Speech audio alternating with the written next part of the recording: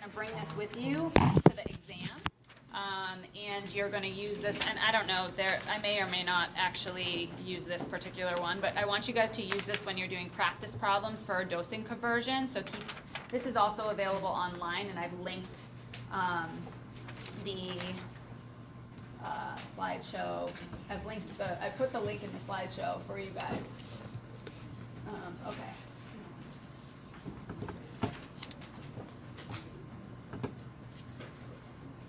So any questions that people had about antiplatelets or anticoagulants? How are the charts coming along? So-so. Good? So-so. Okay, one thing I do want to talk to you guys about is I want to make sure that you guys understand when you're approaching this material that it's really important to approach it in layers, okay? So what I mean by that is that it's really confusing to be using like two computers. Okay, there we go. So it's really important to approach it in layers, meaning that I don't care if you know every single nitty-gritty detail of the drug if you don't even know the mechanism of the drug and what it does if it's an antiplatelet or anticoagulant. So don't lose the trees for the forest, so to speak, right? Like don't lose yourself on the little trees in there and you don't know anything, like you don't even see the forest. So you need to start at a wide breadth from outside, okay? The first thing that you're going to approach it is what are the drugs and in what class are they in? What do they do, right? Are they an antiplatelet? Are they an anticoagulant? How do they work? That's first thing. Then you kind of start working your way into more and more detail throughout the drug. Okay, so then we start talking about like the half-life of the drug. Okay, when do we stop it for surgery? What are the side effects of the drug? Is there a black box warning? But we don't need to, like, you can't learn that stuff until you have an understanding of, okay, big picture, what does a platelet even do in normal circulation? What are the receptors on a platelet that actually function normally, never mind when we add something to inhibit it? Right, so if you don't even understand that, it's really hard to then apply the concepts of the drugs.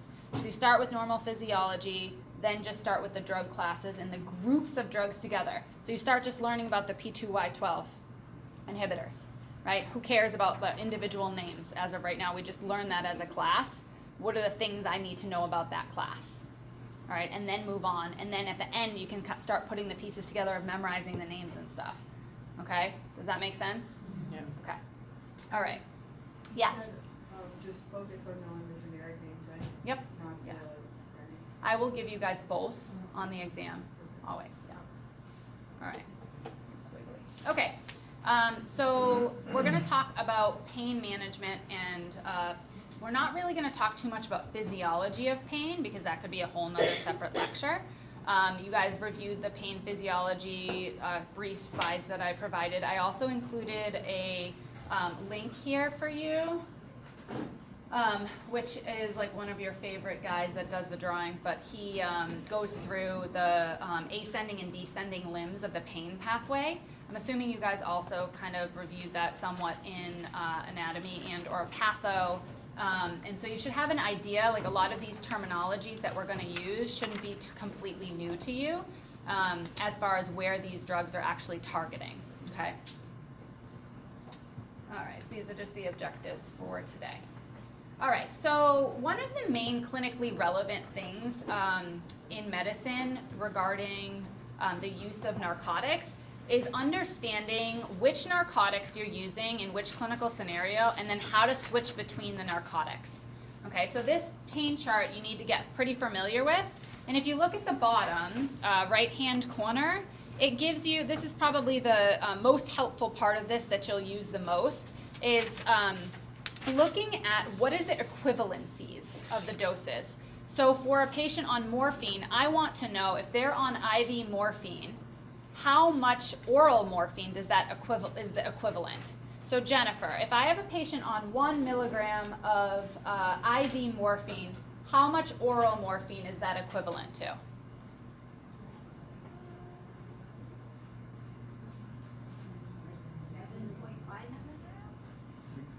Nope. 3 milligrams, right? So what were you looking at? Sorry, one more time the question? Okay, so if I have a patient on morphine, okay, and I have them on 1 milligram of IV morphine, what is the oral equivalent if I wanted to switch them from IV to oral? So you look into the column, the white column, and it says IV, oral. Okay, so if 10 milligrams of IV is equivalent to 30 milligrams of PO, 1 milligram would be equivalent to 3 milligrams. Okay, all right. So we're going to do some actual like examples and problems. But what if I wanted to change somebody from Dilaudid to morphine, and they were getting 1.5 milligrams of Dilaudid every 4 hours, and I want to put them on oral morphine? How much oral morphine would the patient need to be on the equivalent dose, Maureen? Oral morphine? Yep. How much Dilaudid? How much? 1.5 milligrams IV. Would it be? So I'm going from IV to oral. So it would be the 7.5? So they're on No, 1.5 going to morphine. milligrams of IV Dilaudid every 4 hours, and I want to change them to the equivalent of oral morphine. 30? Yes, so Okay. 30 milligrams of oral morphine every 4 hours is the equivalent of 1.5 milligrams of IV Dilaudid every 4 hours. Do you guys see that? Is it saying that 1.5 milligrams of Dilaudid is equal, IV is equal to 10 milligrams? Of IV morphine, which is equivalent to 30 milligrams of oral morphine. Okay? So it's really important that you learn how to use this chart. You'll have a calculator too. Yeah, but like, I want you guys to know how to use this. Yes, you'll have a calculator available to you because we're going to have to do a little bit more of a complex calculation of, okay, what is the patient taking in the entire day? If we're switching them from oral to IV or IV to oral, there's several calculations that we oftentimes need to do.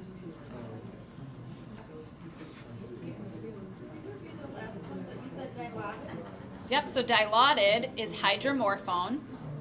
If they're on 1.5 milligrams IV every 4 hours, look in the white column that says IV across from Dilaudid.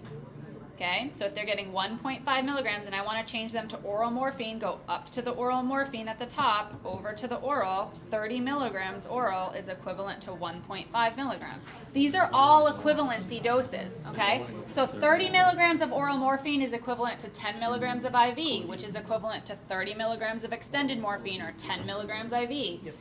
Dilaudid, 7.5 milligrams of oral Dilaudid is the same thing as morphine 30 milligrams orally. Okay? So then let's say if you're calculating and you're saying that you were giving the person 3 milligrams of Dilaudid, does that mean now 3 milligrams of Dilaudid IV or PO. IV? Okay? So then that means technically if you want to switch it to oral, would you be giving them Oral 60 what? Oral of morphine? The first one said morphine. Okay? Would it be 60 milligrams? Yes. Okay. Yes. Yes. Does that make sense? Okay, we're going to do some problems, but I just wanted, this is going to be like your helpful Bible in converting narcotics between each other and converting somebody from IV to oral. So it's really actually an important thing to understand how to use. So we're going to talk about non-opioids first, and then we'll come back to the opioids. So we should always try to use non-opioid medications before we go to opioids. Opioids are addictive, and there's a major opioid crisis in our country right now that is killing a lot of individuals, and that if it's the people that are actually dying from the opioid crisis are significantly less than the people that are actually affected by the opioid crisis. So for people that are on chronic opioids, 1 in 3 people on chronic opioids are addicted to opioids. And so it's something that we need to start preemptively avoiding the use of opioids if at all possible, and being mindful about how we use opioids. In my opinion, most of the opioid crisis in this country is actually because of clinicians, because we use opioids very loosely, and then we don't have a great way of monitoring it. We don't have a great way of actually keeping track of our patients and tapering them off the drugs when it's time to do so. So what are some things that we can use that are non-opioid choices of pain? So probably the most popular is Tylenol or acetaminophen. There's a lot of different medications, generic medications, and the brand name is Tylenol, but there will be a lot of different medications that contain Tylenol. but again, Tylenol is just the brand name. So acetaminophen or paracetamol is the same compound as Tylenol. You may see it abbreviated as APAP. And then we have NSAIDs. So you guys already know a little bit about NSAIDs, aspirin being one of them. Generally, we don't use aspirin as an NSAID specifically because we have to use pretty high doses of it to actually have COX-2 inhibition, which today we're talking about pain. So when we're talking about NSAIDs, we're really talking about inhibiting COX-2 intentionally more than COX-1 for NSAID use for this purpose, versus a couple weeks ago we were talking about inhibition of COX-1 for the antiplatelet properties associated with it. There are several NSAIDs to choose from. I've only listed a few of them up here. We'll look at some other ones later on. And they all tend to have different levels of COX-1 and COX-2 selectivity. So it's important to have an idea of which drugs are COX-1 selective and which drugs are COX-2 selective and which are non-selective, because the side effect profiles are going to be different for each of them. Specifically for COX-1 selective, COX-2 selective inhibitor, we have celecoxib or Celebrex, and that is the only fully selective COX-2 inhibitor that's on the market currently. Previously, Vioxx was on the market but was taken off the market. Why, Crystal? I'm sorry, what was that? I was like, Why was Vioxx taken off the market, which was another selective COX-2 inhibitor that was taken off the market probably about 8 years ago, maybe 10 years ago?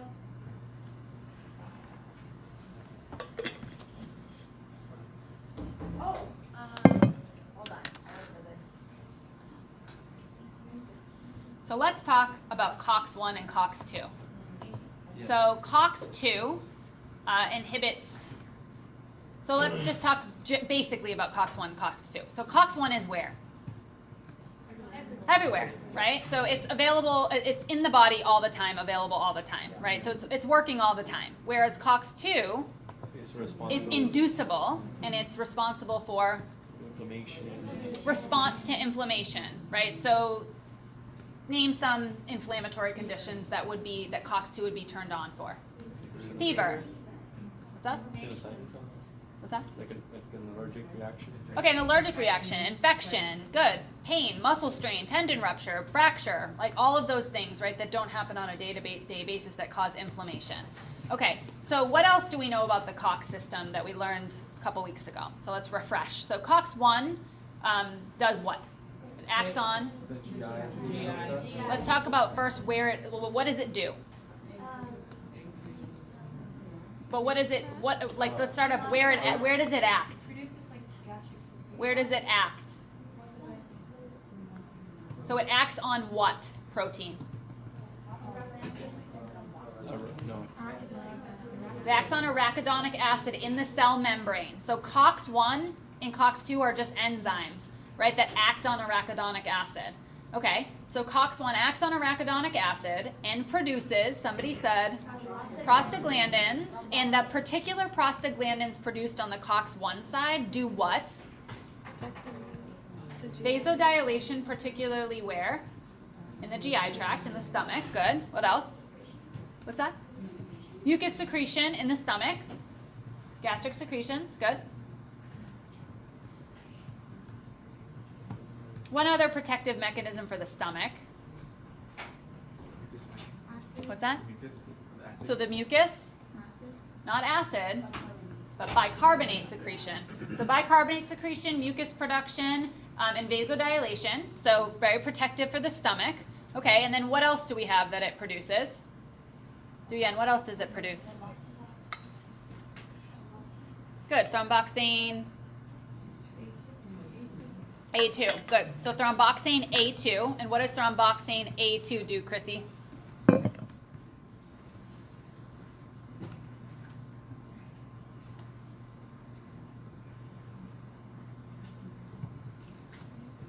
We're talking about in a normal host.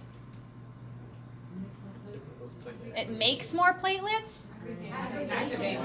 Okay, so it increases aggregation, right? The signal for aggregation of platelets, right? So that's different than quantitatively making more platelets. There's only one thing that really does that. What is that? Actually, there's two things.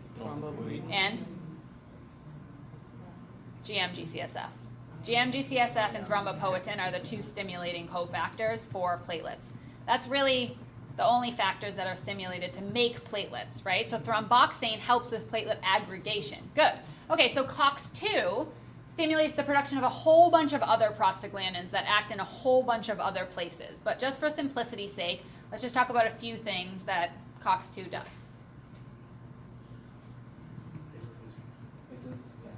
So in some areas it vasoconstricts, in other areas it vasodilates, okay? What's that? Oh, it acts on the lungs somewhat, but leukotrienes act on the lungs more, which is a separate pathway, but okay. What else?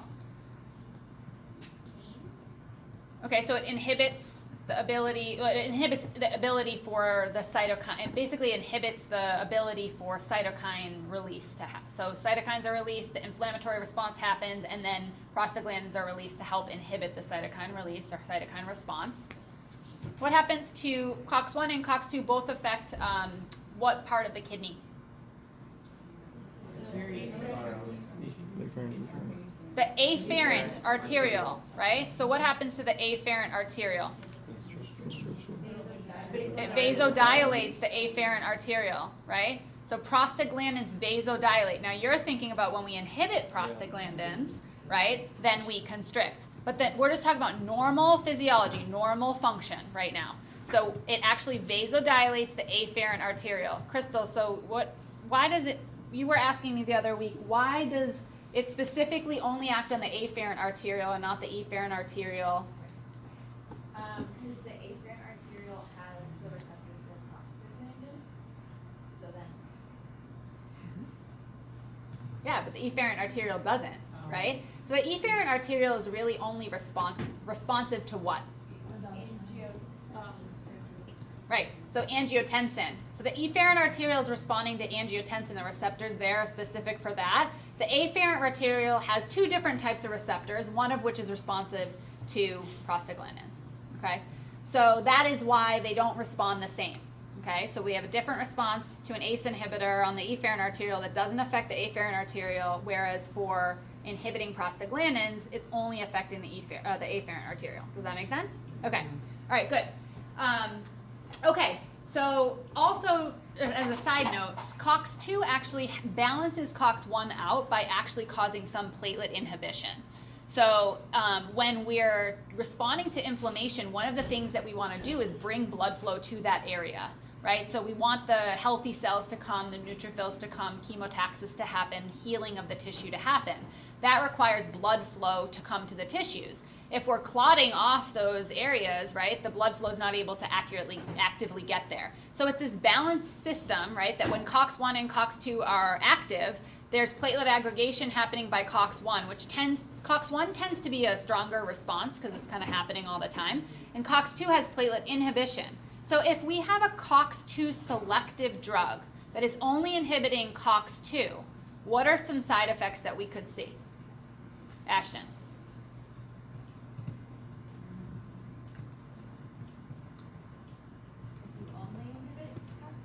Yep.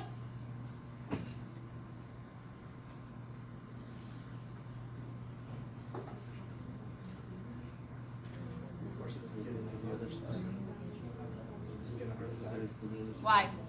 Because you have unopposed platelet aggregation. Good. So we have unopposed COX-1, right? We've blocked just COX-2.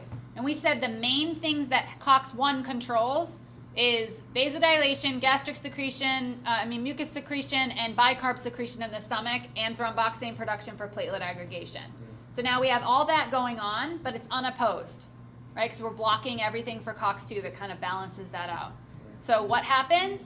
Platelet aggregation. The stomach is saved. Great, right? The patient doesn't have gastritis, ulcers, GI bleeding associated with NSAIDs. That's all well and good, but they are at higher risk for having a thrombotic event like a heart attack or a stroke, right? Particularly an arterial event. Good. Okay. All right. What slide am I on here? Okay. This is just a little diagram to remind you. So aspirin and NSAIDs have the anti-inflammatory properties. Acetaminophen does not have any anti-inflammatory activity, only analgesic. So it's great for fevers, but not so great for inflammation. So the maximum dose for Tylenol is 4 grams. There's kind of controversy about whether or not the maximum dose should be decreased to 3 grams. But the company that owns Tylenol actually decreased the labeling and suggests a maximum of 3 grams, although it has been proven to be safe to be used up to 4 grams a day. There is liver toxicity associated with it. Yes? Oh, sorry, Okay, yeah. I had a really quick question. You were talking about the drug before. We didn't go back to it. What drug? Vioxx? Yeah. So is that why they got rid of it? Yes. Yes, exactly. Sorry. Yes, because of heart attacks and strokes. She's like, I have a really good question. I like that. I like that. A really quick question. I thought you said a really good question. I was like, I like that. I like that positive reinforcement. Okay. So unfortunately, as we know and just discussed, NSAIDs have significant GI side effects, particularly those that inhibit COX-1, which is a problem with the non-selective NSAIDs. And as we'll review in a minute, there's variability with each drug as it's been developed of how much COX inhibition it has for COX-1 and COX-2. So it's important to know that so that you know the side effect profile. So that if you have a patient that already has atherosclerosis or has had a heart attack or a stroke, probably would not recommend putting them on celecoxib, right? I probably would use something that is not a selective COX-2 inhibitor if they needed to be on NSAIDs. I don't know why this keeps switching this back.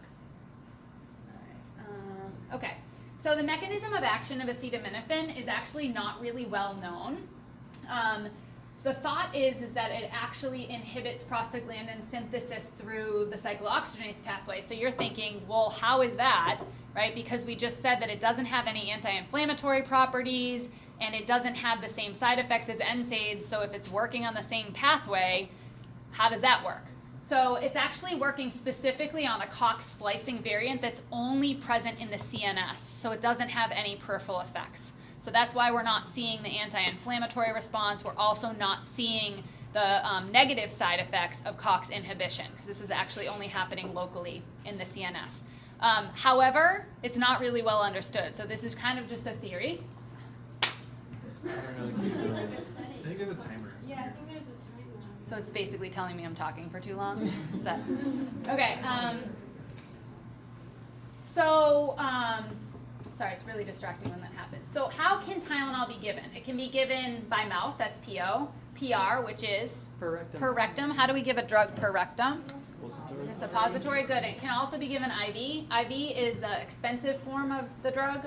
Obviously, it's going to be you're giving that in an infusion center, in a clinic, or a hospital. The action is pretty quick. Obviously, for an oral drug, it's going to take a little bit longer to actually get into circulation because of first pass.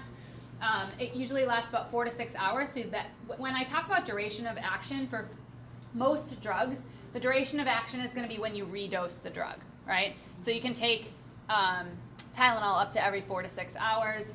Oftentimes, we'll encourage patients that are having high fevers for in an autoimmune situation and not an infection, or an infection that's being treated and controlled, to alternate NSAIDs with Tylenol to control the fever. It is metabolized by the liver and excreted through the kidney, and so it's important to monitor for hepatotoxicity. I recently had a patient that was taking, you have to be mindful of how much Tylenol is in products, because Tylenol is included in a lot of different combination products. So opioids, like Percocet, Vicodin, have combinations of opioids and Tylenol.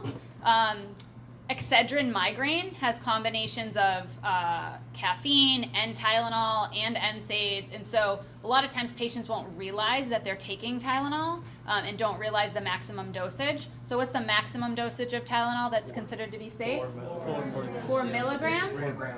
4 grams, or how many milligrams? 4,000 milligrams, right? In what period? 1 day. 24 hours. Yeah, so it's important to make sure that that's calculated, because if it's not calculated, I had a patient recently that was taking over probably about 5 grams of Tylenol a day, not realizing it. She has history of opioid addiction, and so she's using NSAIDs and acetaminophen as pain control. She's on one of the clinical trials for our cancer center. She has breast cancer. And she, after taking Tylenol for 3 days, about 5 grams a day, her LFTs were like triple what was normal. Yeah. And so we won't talk too much today about how to manage acetaminophen toxicity, but the patient does, if the patient is having acetaminophen toxicity or has had an overdose of acetaminophen, they need to be admitted to the hospital, monitored. They need to be treated with a certain medication that actually helps the liver to clear the acetaminophen out of the system. I've had a couple of patients in my career that have required liver transplants due to acute Tylenol overdoses. So it's something that needs to be taken seriously. Whether it's an intentional or unintentional overdose, it can result in liver toxicity that can require a liver transplant. So it's important to know how much acetaminophen is in each of these products. So generally it's 325 milligrams in most of these products.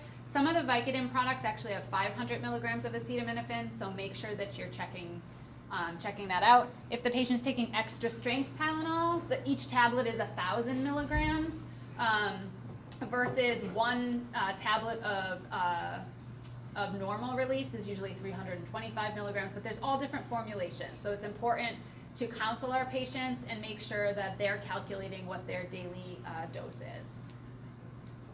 All right, so we talked about this already. We talked about prostaglandins and most common side effects of NSAIDs. Bleeding where? GI. Okay, GI bleeding. Gastritis, gastric ulceration, GI bleeding is the most common side effects of chronic use of NSAIDs. So a patient that's taking NSAIDs, what do we want to advise them of? How do we want to advise them? Kira?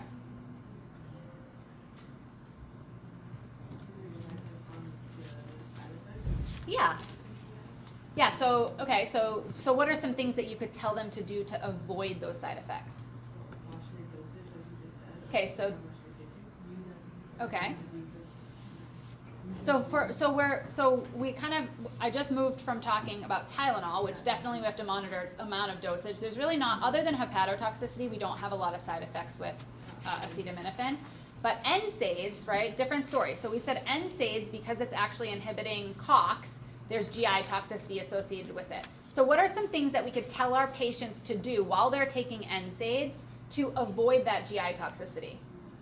Take it with food, right? So don't take it on an empty stomach, yes? Can you alternate between the two? Yep, so if their pain is controlled using acetaminophen, they can alternate between acetaminophen and NSAIDs to try to decrease the dose that they're getting of both drugs.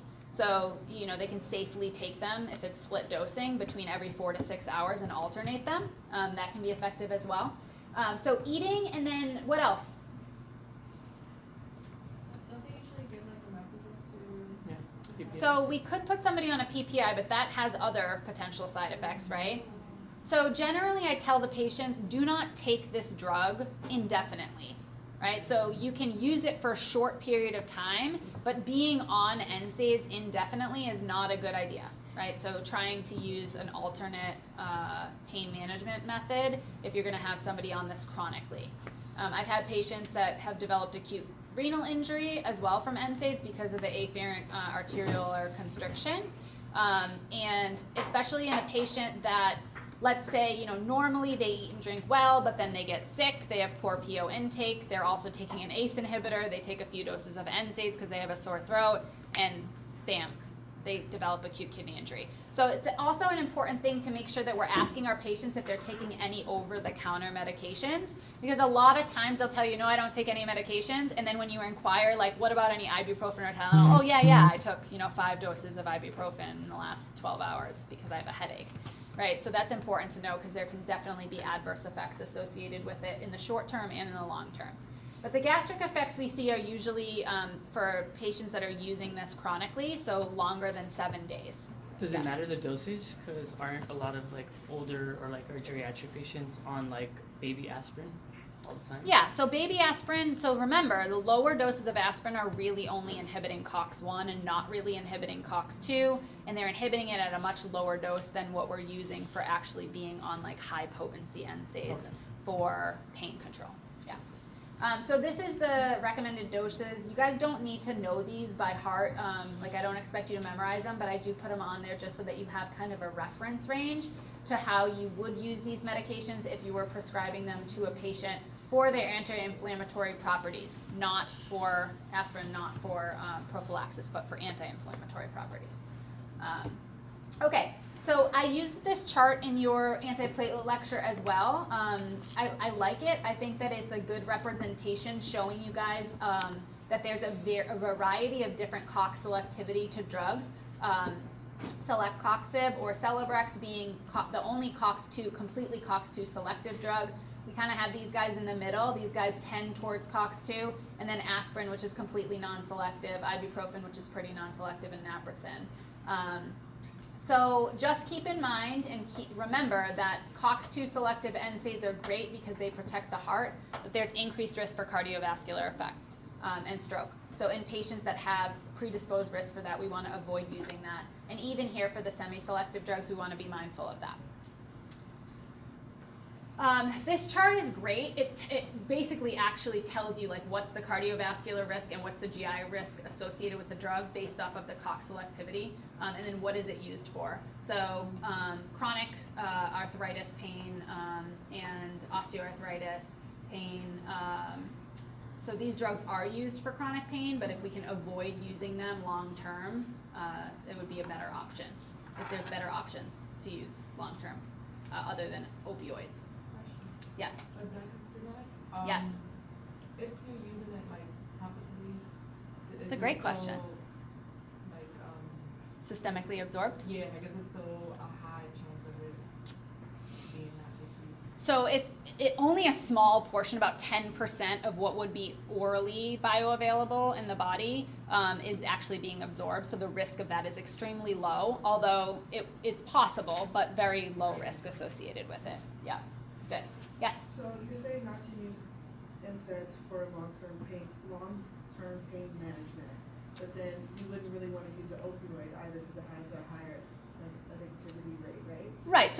So if you have someone that has a chronic condition that like you're not going to get away from it, then obviously this is going to be your choice over an opioid. Okay. But in a patient that's presenting with like an acute injury, we want to try to get their pain controlled acutely and avoid the need to be using these drugs chronically. Obviously for chronic conditions like autoimmune conditions or osteoarthritis, and we have a patient that's going to have chronic pain, we have to find a regimen that's going to be lowest risk but best efficacy for them to be able to have good quality of life. So it's kind of a balance.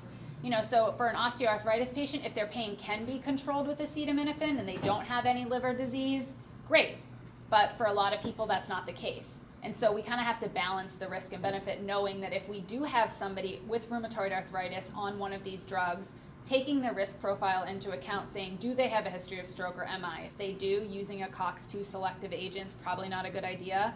We'll go towards the more semi-selective or non-selective COX-2. But ultimately, we want to try to avoid chronic use of these medications, or most medications, right, if we can. So the less that we have our patients on, the better. But obviously, that's not always the case. Does that make sense? Yeah. Okay. All right. Yeah. So for somebody obviously with a chronic pain condition, you're not going to just say like, well, sorry, you're going to just need to suffer. Yes. What if, is it common to practice like maybe putting them on, telling them for like this amount of time and then switching them to Ecmo and then going back to? Yep. Sometimes we'll do, especially in a patient that is having like some gastric irritation or has a history of having peptic ulcer disease or something, then yes, we can kind of pulse like back and forth. But generally you try to find like whatever's working well for the patient and stick with it, because especially for people with like chronic pain syndromes, their quality of life is obviously an important factor to take into account as well. All right, so schedule pertains to what drugs? Right, so it pertains to not just narcotics, but controlled substances, right? So substances that are controlled by who? The government. The government. Who? Yeah, so what's the DEA? Drug enforcement agency. Good, so the Drug Enforcement Agency. So they oversee any substance that could be misused or have addictive properties that could be detrimental, right, to the patient or to society, right? So how do we even get to prescribe these drugs? You need a special class for them, a special certification training. Where? It's like a 1-day training. Right? So that's only in so that's only in California, okay? So every state has their own law. So there's federal laws, right? And then there's state laws. So scheduled drugs are federal, right? All of the schedules are going to be, no matter where you work, no matter what state you work in, this is the schedule, okay? These are the drugs that are considered to be scheduled. So is Schedule 1 or Schedule 5 considered to be the least likely to be have abuse potential? 5. So 5, right? So Schedule 1, can we prescribe Schedule 1 drugs? No, right? So those are drugs like what? Cocaine. Cocaine, heroin, ecstasy. Yes, good. So the DEA determines which drugs are considered to be which schedule and which class. And actually, so previously, tramadol was not a scheduled drug until about 5 years ago. And it has now become a Schedule 4 drug because there was abuse that was happening with, it's a weak opioid agonist, a tramadol or Ultram. And in prisons specifically, it was being abused. And so they made it a scheduled drug. So this also changes. There's some variability to what's scheduled and what's, yes? Is this an old term? Because, like, isn't medical marijuana, like, part of, wouldn't that be? Schedule 2. No, I think marijuana's So one. so technically speaking, I don't know actually, I think, Federally, it's a 1, so right? federally it's a 1, and then from a state law, we cannot prescribe it. But you can tell. I can prescribe, write a letter basically saying that the patient can go to a dispensary and get it, Is that right? technically in Cali or that's? Federal. No, so in California, that anybody can go to a dispensary now and Except get to be it, over 21. right? So in certain states, you can actually get a marijuana card, right? And then that allows you to get medicinal marijuana. So from a federal perspective, we cannot prescribe marijuana. Okay, and PAs cannot prescribe it at all. So we can't even write the letter. So a physician can write the letter. We can do the exam that the physician uses to provide the letter, but we can't be the provider that's actually saying that it's okay for the patient to actually use medical marijuana. With the exception of, there's a few synthetic marijuana derived compounds that we can prescribe. So does anyone know? Spice. What's that? I think it's like, no, spice, right? Spice is worse. They're worse. Spice is like. I've heard. like So just FDA approved synthetic creams, right, and marijuana stuff. compounds. What's that? So there's 2 synthetic marijuana compounds that are actually available. One of them is actually available in the US called dronabinol, which is FDA approved for appetite stimulation in HIV patients and cancer patients.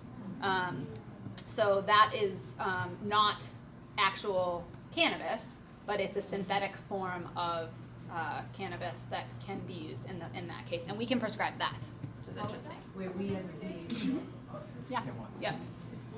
Sounds interesting. Okay, so Professor Moyni will talk about that because it's used for nausea and appetite stimulation, and so she'll talk about that in the GI lecture. Yeah. What was that? Dronabinol. Dronabinol. When the generic, or that's the generic, and the brand is Marinol. Marinol. Yep.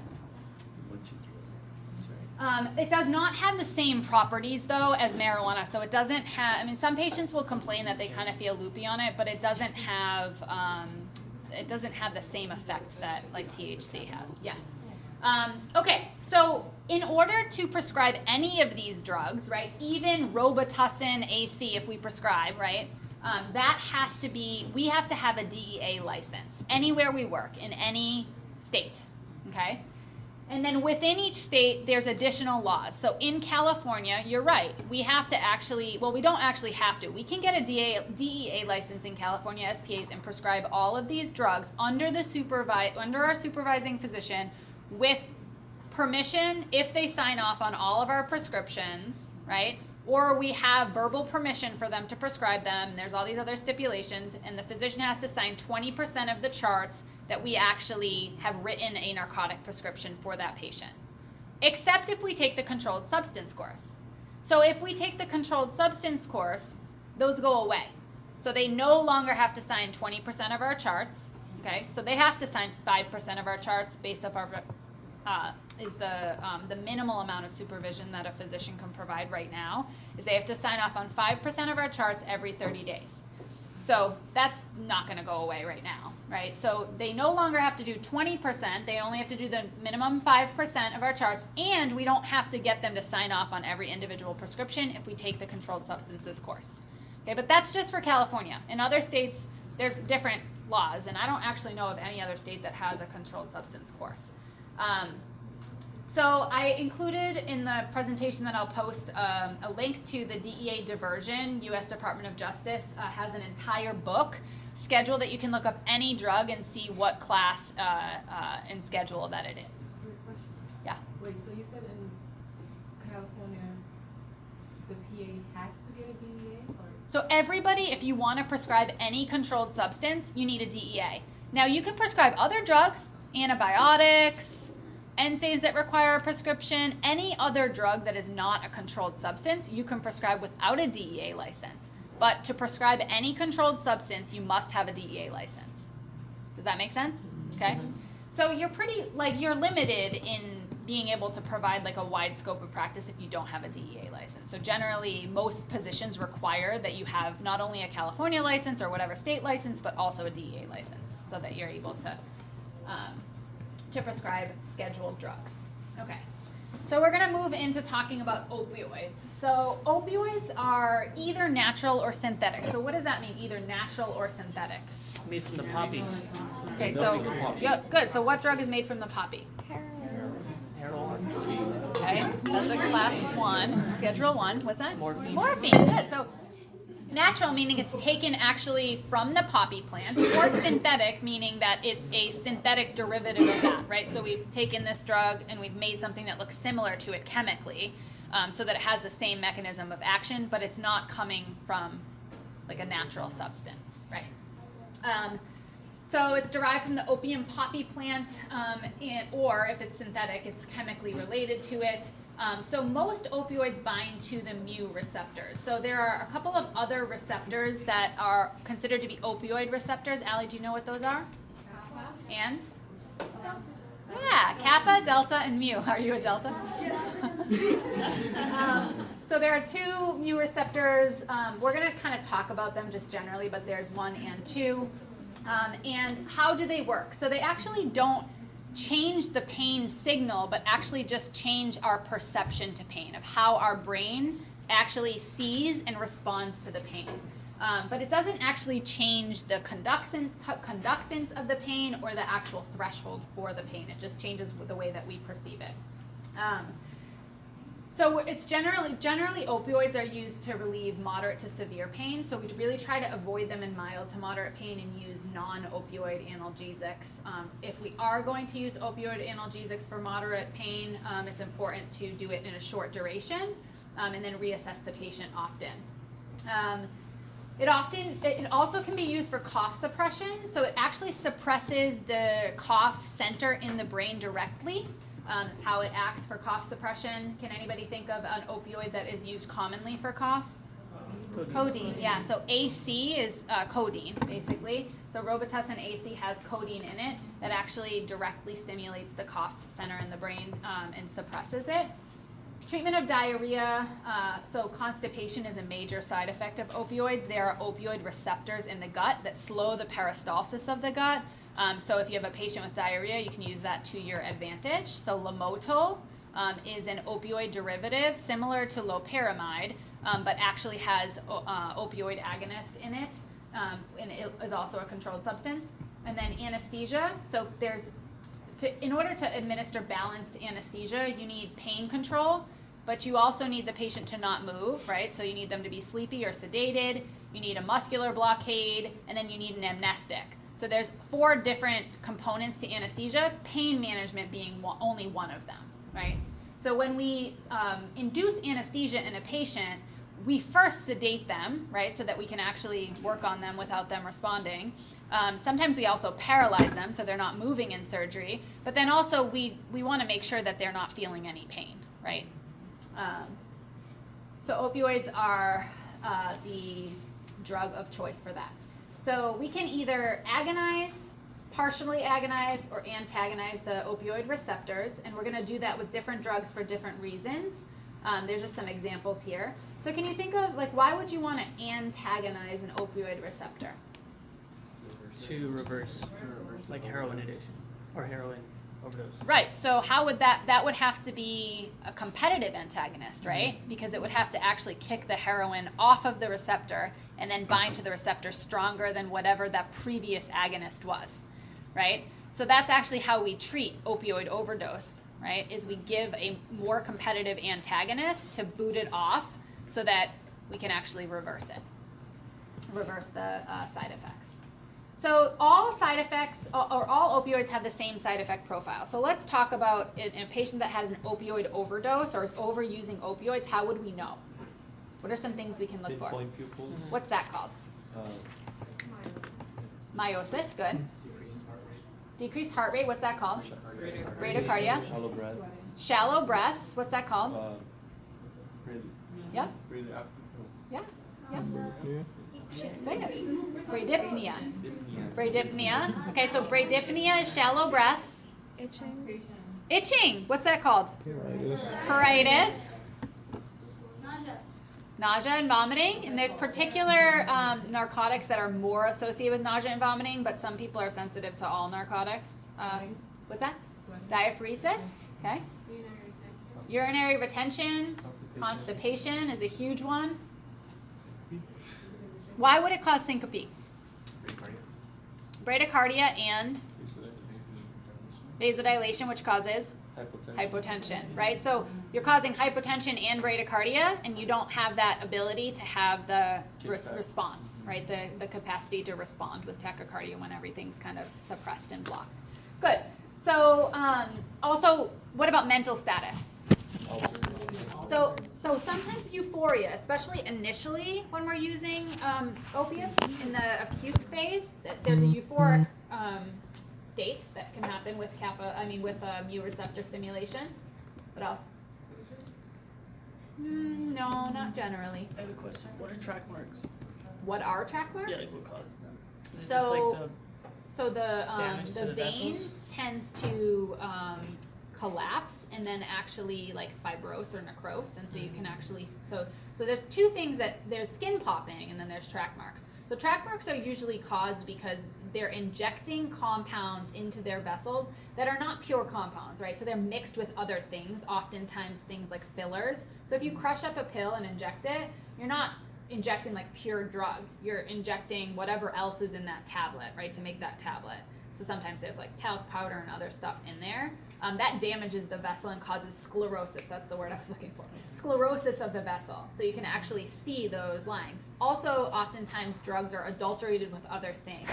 So if you heat a drug and then inject it, sometimes there's like black material or like precipitate that actually will go into the skin.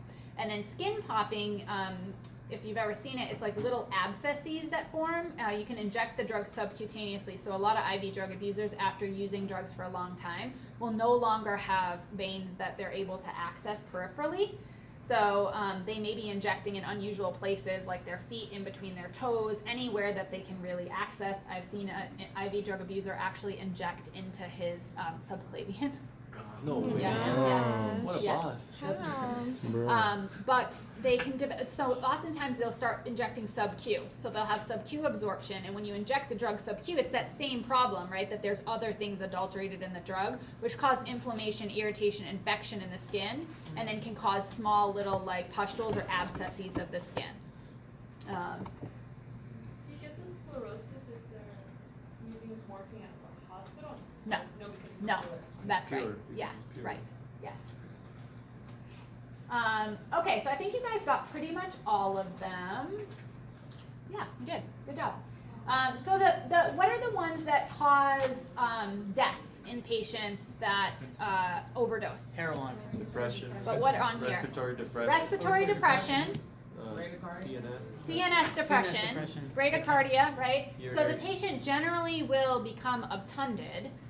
They will become sedated, right? Obtunded is when they're kind of confused, out of it, sedated. Sometimes they'll vomit and aspirate, but most of the time it's respiratory depression. So the respiratory drive will be depressed so much that they basically stop breathing. And what happens to their acid-base status if they have They have more they're carbon breathing dioxide. slowly? Yeah, they accumulate more carbon dioxide. It's acidic. It becomes acidic. Good. So they've developed a respiratory acidosis, right? That can then be fatal. Okay. So probably the most common side effects that I see with opioid use is constipation is a huge one. So make sure that you're using a bowel regimen, or at least telling your patient or prescribing your patient a bowel regimen when you're initiating opioids, because it's kind of like chasing your tail. If you don't start it when they start on the opioids and then they become constipated, it becomes very difficult to then kind of get them regular. So if you can kind of keep everything regular from the beginning when they're using opioids, you're better off for sure. All right, so Moini's going to talk about this more, but some of the things that you can give. So a stool softener basically keeps the water in the stool itself, like Colace. You can use it. There's really no maximum dosage, so you can use it several times a day and kind of escalate it as they need it.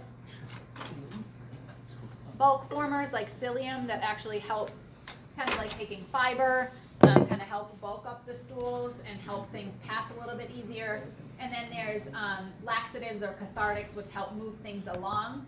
And so that's something like Miralax or Dulcolax, and there's different laxatives, some that are stimulative, which mean they help the bowel move along, and some that are osmotic, which means it pulls more water into the stool. So making sure that your patient has access to these and knows that if they are becoming constipated, that they should start taking this really at the same time that they are. God, she's really serious about this water thing. Good thing we don't have class in here regularly. They'd all be dehydrated. All right. So we definitely need. So how would you counsel your patient, Bradley, if you were starting them on an opioid? What would you tell them that they should look out for? Okay. So what does that mean? Just like, if they know their normal bowel movements, they're not like pooping as often in a day. Right. So for everybody it's different, right? For one person they might have a bowel movement every 3 or 4 days. For somebody else they might have 4 bowel movements a day, right? And so it's important to we don't need to hear about your bowels. But I'm just concerned. 3 to 4 days? Man. But for some people, having 3 to 4 bowel movements a day is normal. So it's important to know for them to know what their normal is, and then for them to make sure, like, okay, if you're not having your bowel movements normally, we need to start something. What else could help you figure that out before it gets to the point where you don't have a bowel movement for a week? Okay, so having to strain to go. Right, so hard or like little like rabbit pellets or little just like rocks when you poop, hard stools that are difficult to pass. Those all are things that you want to make sure that your patient's watching out for, because ultimately, when they come in and say, well, I haven't pooped in 7 days, you're pretty behind the 8 ball, right? And it's kind of hard to catch up. And then the poop pendulum swings the other way because you give them so much laxative to make them poop because you're like thinking that they're going to have a bowel obstruction, that then they're having diarrhea for 4 or 5 days. And then they're mad and they don't want to keep taking the medication, so they stop taking the laxatives and they keep taking the narcotics, and then they're constipated again. So it's the poop pendulum swings back and forth and forth. So if you can find a happy medium from the beginning, stool softeners don't cause diarrhea. So if you can at least encourage the patient to start stool softeners at the time that they're starting the opioids, that is a good start. All right, so we're going to talk about a bunch of different opioids, and I'm not going to spend a lot. There's a lot of similarities, so I'm not going to tell you how they're similar and how we're not going to go through every single drug and talk about all the similarities that they have. But I am going to point out to you what is the differences between them and why would you use one over another. All right, so these are all the opioids that are on here, and there's others too, but these are the ones that we're going to talk about because these are the ones that you're going to see most commonly in your practice. Some of them are available in only oral form, some of them are available only in IV form, some of them are available in oral, IV, lozenges, patches, and so it's important to know what's available to you in what form. So there's obviously going to be times where your patient cannot take oral medications, right? So they might have to be on IV medications. So what are some reasons why somebody might need to be on an IV versus a pill? Trouble They can't swallowing. eat, so like they have difficulty swallowing or they can't swallowing, they're unconscious. So what's one way to overcome that if your patient's unconscious? IV, but what if they don't have any IV access? IO. Okay, so IO, what else? Suppository? I feel like that's wrong. Okay, so suppository is a possibility, but there's a lot of drugs that aren't available in a per rectum formulation. Transdermal? Okay, so we have the transdermal, but there's a lot of drugs that aren't available in transdermal. Actually, there's only one narcotic that's available transdermally. Do you guys know what it is? Fentanyl. Yep, it's the only narcotic available transdermally. What's that? Okay, so IM is a possible option. So NG tube and keeping the route actually oral is an option as well. Endotracheal tube is an option for some drugs, but not narcotics. Sublingual is an option for concentrated forms. Morphine has a very concentrated form that has 20 milligrams per, I think, 0.5 mLs. So you just can give a couple of drops and be able to give a pretty good dose. So there's other formulations. Ideally, obviously a patient can't go home on IV narcotics or IV, mostly IV anything, but sometimes we are able to give like IV antibiotics at home through a PICC line. But generally speaking, unless the patient's on palliative care or hospice care, we don't give IV narcotics at home. It's just not deemed to be safe unless it's really guided by either hospice or a palliative care clinician that's seeing the patient frequently. So morphine, we said, is actually derived from poppy, so it's a natural form of a narcotic, and it was first isolated, the first narcotic, so it was isolated back in the 1800s. It is an opioid agonist, so pretty much all of the narcotics that we're going to talk about are opioid agonists. So what are they used for? Yes, they're used for pain, and also for the other indications that we talked about. So morphine is generally not used for cough. There's other agents that are less active that we use for cough suppression, but antidiarrheal and adjunct to anesthesia are common uses as well. Although antidiarrheal, I wouldn't use morphine alone, although you can use the side effect profile associated with it if the patient has pain as well. But predominantly it's used for pain control. It is available in almost any form except for transdermal. So the only transdermal long-acting narcotic we have is fentanyl, and that's the Duragesic patch. The oral bioavailability of the drug is slower than IV due to first-pass metabolism, which is the case for a lot of these drugs that are metabolized by the liver. Interestingly, though, the drug is metabolized, and the metabolites of morphine are very toxic if they're not able to be excreted. So in patients with liver failure, the drug is metabolized to a more active form of the drug initially. So if your liver is not working, then you're going to have less analgesia associated with it because you're not getting the active metabolites. But some of the metabolites that build up in the body, if they're not cleared rapidly, are toxic. So they can cause really interesting symptoms like myoclonus or tremors in the patient. They can cause hallucinations, agitation. So if a patient has renal insufficiency, this is a really bad drug to use. If the patient's liver is not working, they're not going to metabolize this drug well, and they're not probably going to have very good analgesia either. Okay, so we have to be mindful of using that. We can use it in patients with liver dysfunction, but not really end-stage liver failure, and we cannot use it in patients with renal failure. Okay, you can kill your patient. Yes? Wait, so it being an agonist means like the pain is there, but it's kind of just feel So basically, we're agonizing the mu receptor, which is changing our perception of the pain. Yeah, I mean the pain stimulus is there, right? So if I break my leg, I'm not changing the nociception of my body's ability to send the signal from the area up to the brain, right, to the dorsal part of the cord, to the spinal thalamic tract, then back out, right? That's still happening because I haven't done anything really to this. I'm just changing the way the brain's perceiving it. Okay, so it's actually allowing me to have more of like a relaxed, euphoric feeling and ignore this feeling. Yeah, so you're not actually modulating the pain. Whereas NSAIDs, right, you're actually modulating the inflammation that's happening. Okay? All right. So the half-life is going to vary for all of these drugs based off of the preparation, right? So if it's an extended release drug versus an immediate release drug, obviously the half-life of the drug is going to vary, and the duration of action of the drug is going to vary based off of that as well. Itching and nausea and vomiting are probably the most common side effects that we're going to see with morphine. All right, let's take a quick bathroom break.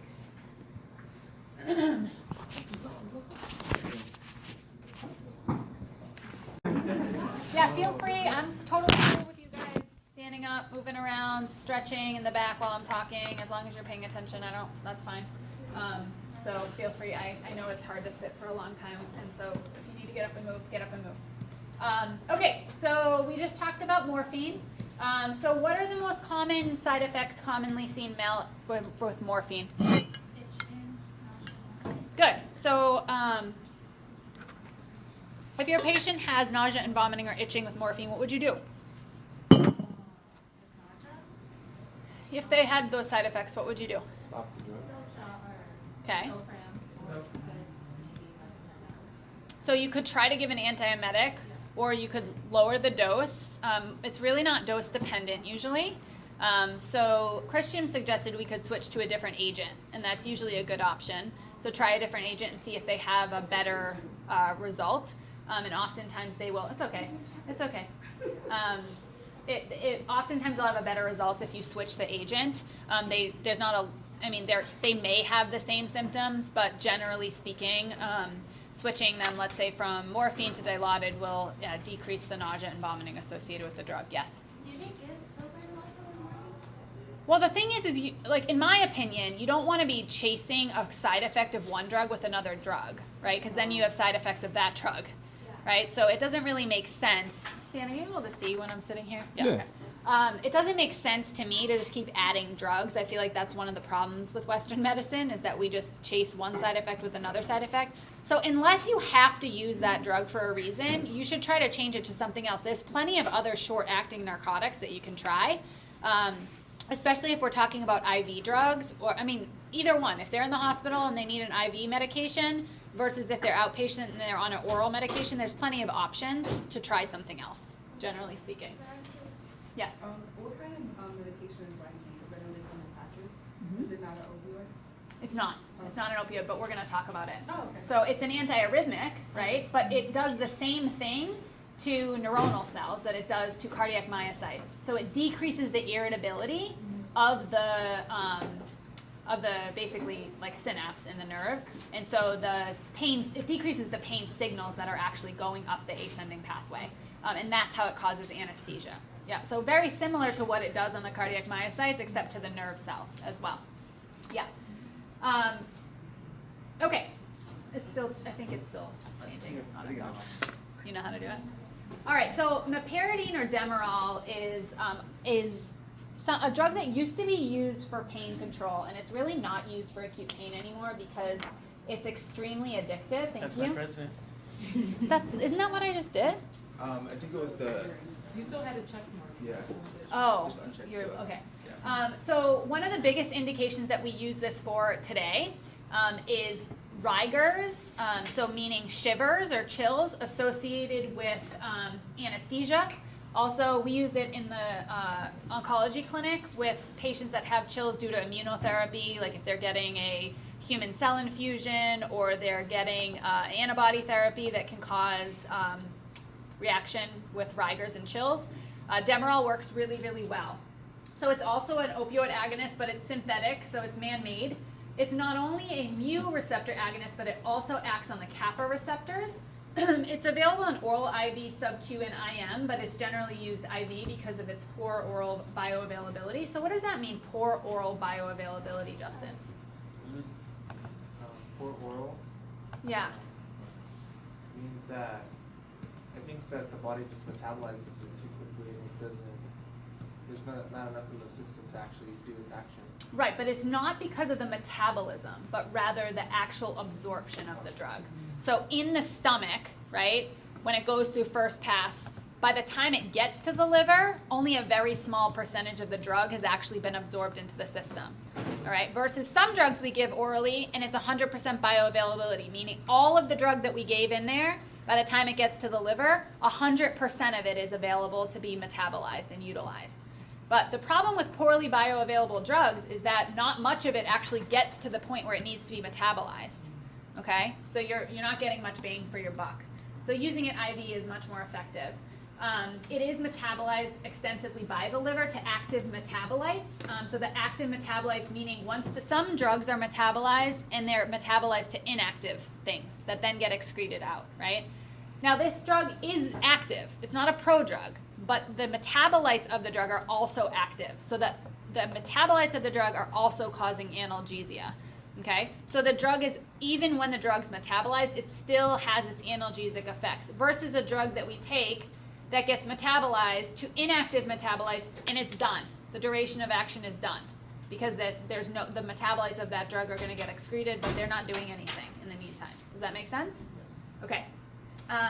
So one of the interesting side effects of this medication that's really, really, really important to know, so if you're not listening, you should perk up and listen, is that it can cause seizures. So in patients that have history of seizure disorder, epilepsy, or have a low seizure threshold for another reason, we really shouldn't be using this drug there because the metabolite that it makes, which is norepinephrine, causes CNS excitability. And so it can cause seizures in these patients.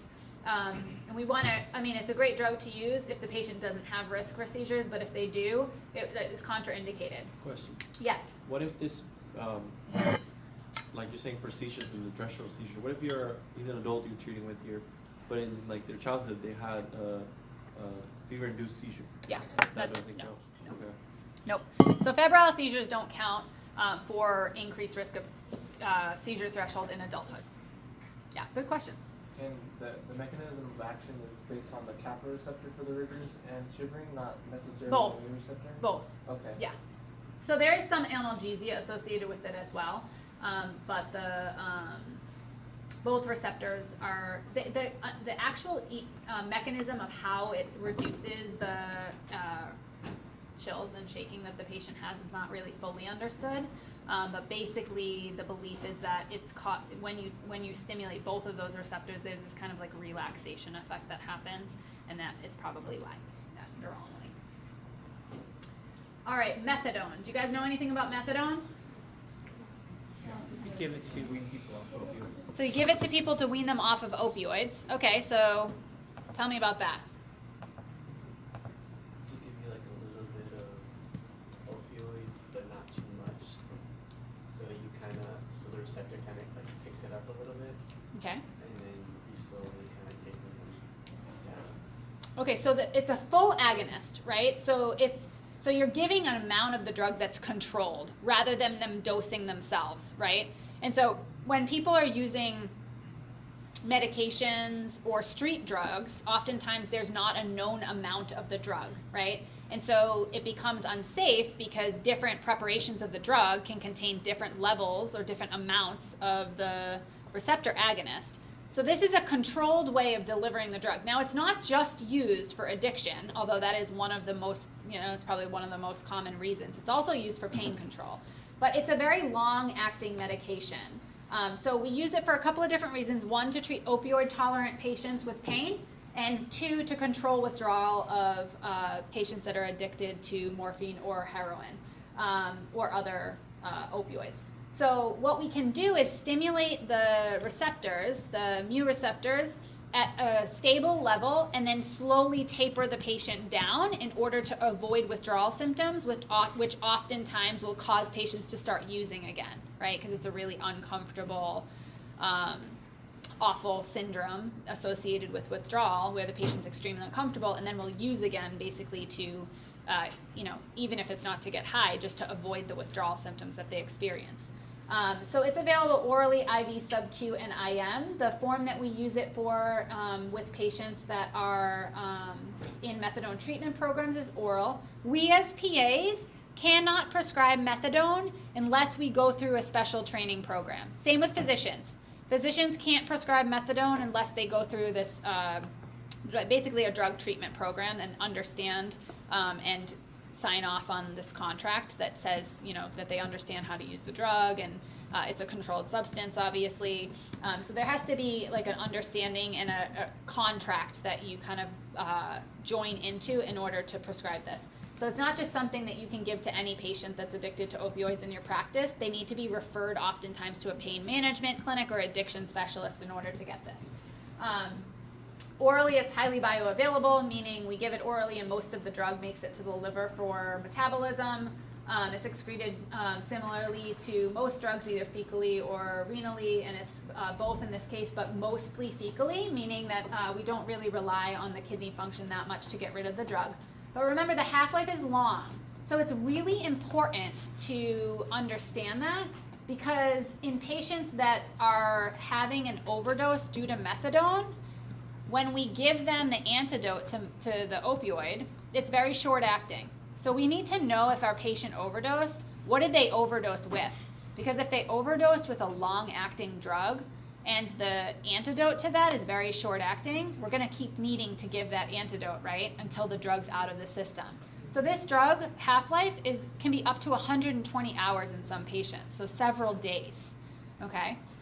So as you can imagine, you need to be really careful when you're dosing this. So if you're starting a patient on methadone for pain control, which you can use methadone for pain control, but you can't use methadone, you have to take the course to use methadone for opioid withdrawal patients. Is that why you need to do it, because of the long-acting form Yes, of it? well, yes, and also because just like not everybody should be prescribing methadone, right? So there needs to be a controlled system in place, which we say like, okay, you've been trained appropriately, you're going to follow this patient closely, you're not just going to prescribe this patient methadone and let him go, right? Because that could result in an overdose, a death, or obviously bad things happening.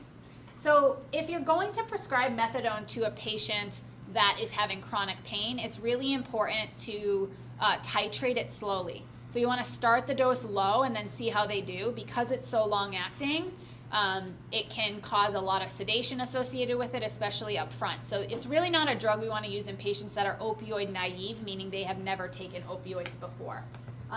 For a patient that you're not sure, I've had this happen a couple of times, they've come into the hospital, they say they're on methadone maintenance, they want their methadone dose, and you don't know what their methadone dose is, you don't know the last time that they got their methadone dose, but they're really persistent, they want their methadone, what do? What's that? Pain management. So you say no, and then what happens? Well, isn't it regulated, so can't you kind of see how much the check dosage? yours. How? You'd have to think. What's cures? Oh, It's like here's a the log. database. They have the database where all the narcotics are. Good. So Cures is a database, and we're going to talk about that in a second, a database for all the narcotics that are prescribed. However, most methadone is not prescribed to a patient to then utilize on their own, but rather prescribed at a methadone maintenance clinic where patients go and they get their dose every day. So they have to show up to get their dose. Occasionally, if a patient's on vacation or they're really trustworthy, they've been in the program for a while, they could be administered a bottle with 5 to 7 days of their dose, and they can dose themselves. But that's in pretty special circumstances. Most of the time, the individual has to go to the clinic every day to get their dose. So you can call the clinic and find out when is the last time they came in, when is the last time that they got dosed. If you don't dose them, they could go into withdrawal, right? So obviously we want to try to avoid that because it's not life-threatening, but it's certainly uncomfortable, so we want to try to avoid that. But we also don't want to dose them without checking, because if they haven't had their dose for several days, and now we give them this big dose of methadone based off of just the dose that they told us, we could overdose them, right? And we might not see the effects of that overdose for 24 hours, right? So if we dose them and they leave, they could potentially get into trouble, and that's on us, right? So make sure that you don't put yourself in that position. Dilaudid or hydromorphone is another very commonly used opioid, similar to morphine, but it's again a synthetic. It's just like the others, an opioid receptor agonist. It can be used in the same forms, oral, rectally, sub-Q, IM, or IV. It is metabolized by the liver, and similar to morphine, some of the metabolites do have that same kind of CNS excitation, although not as significantly. It's a little bit safer to use than morphine in patients with renal dysfunction. Morphine is not safe at all to use in patients with renal dysfunction. The onset of action is a little bit faster, and the duration of action is a little bit shorter, but it's all really, it's approximately the same. So the dosing intervals are about 4 to 6 hours, which is the same as morphine. It's available in oral and IV. However, I've noticed that most insurance companies don't want to pay for oral Dilaudid. They want to pay for morphine, which is the older, cheaper drug. So most insurance companies will require some kind of prior authorization if you're trying to put the patient on Dilaudid over morphine or oxycodone. How does that work in the ER? Because it's like I've seen them like use like hydrocodone more.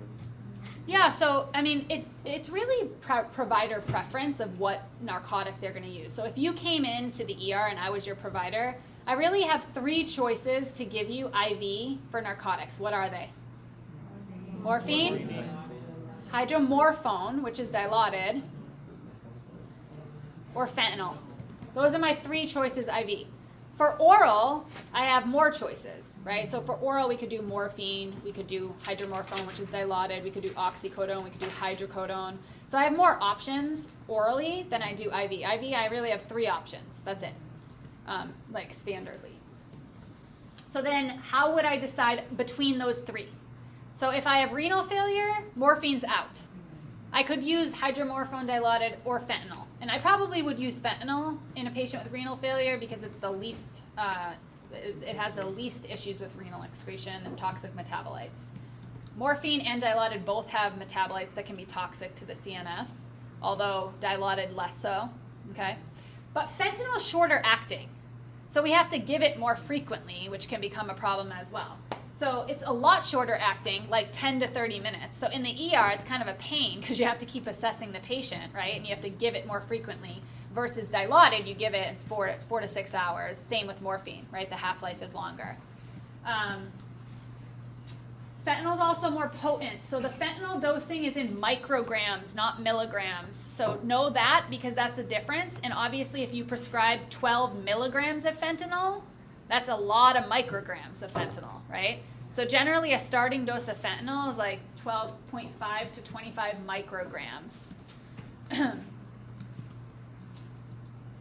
It's used for the same things, but generally we don't use it in patients that are opioid naive either, especially for the Duragesic or fentanyl patch.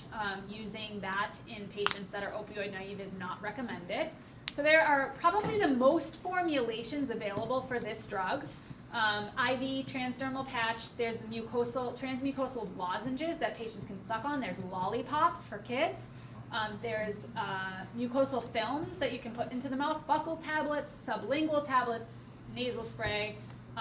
So pretty cool. There's a lot of different options. The transdermal system's on there twice for some reason.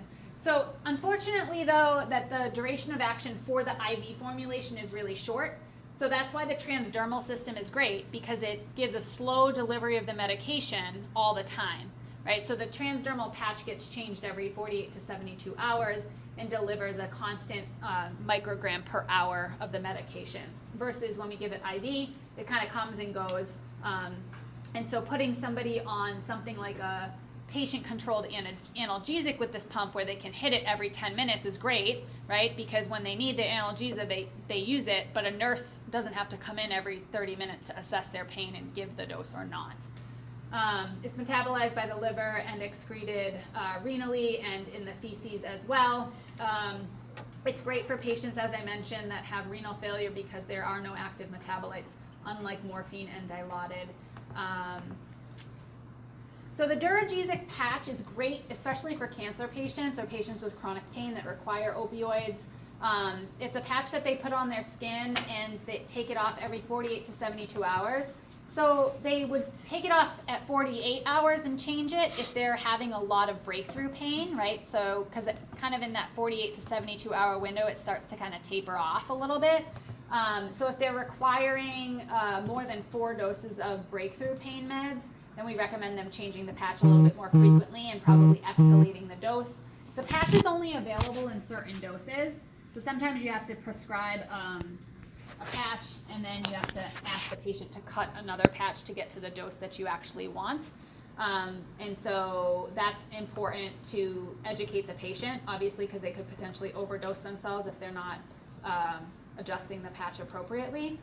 So things that can make the patch variable in its delivery is temperature. So if the patient has a fever, do you think that the drug bioavailability increases or decreases?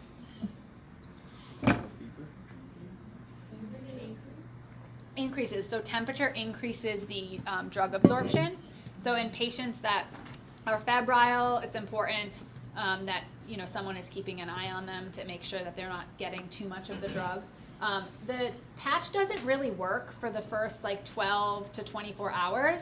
And so it's important that if they're on another narcotic, that you give them their last dose of the long-acting narcotic before you switch them over to the patch so that they have pain control, because that patch isn't going to start working for a half a day to a day. And so you want to make sure that you're not basically changing your patient over to a long-acting form, but then leaving them with no coverage for that 12 hours. Oxycodone is a great oral-only narcotic that can be used for patients with moderate to severe pain. A little bit less nausea than with morphine. I've never seen somebody actually have pruritus with oxycodone either. It's actually fairly well tolerated. There are long-acting forms of the drug. So do you guys know the long-acting form of oxycodone? It's OxyContin. OxyContin is the long-acting form of oxycodone, so it's been a pretty popular street drug for probably the last 5 or so years. It's also kind of interesting to know the background of narcotics on the street, because when you're prescribing these drugs, they're all worth a different amount on the street. So making sure that if you have a patient that you don't know in the ER that you want to give a narcotic prescription to, how many days, Eden, would you want to give them? How many days worth of drug? Yeah.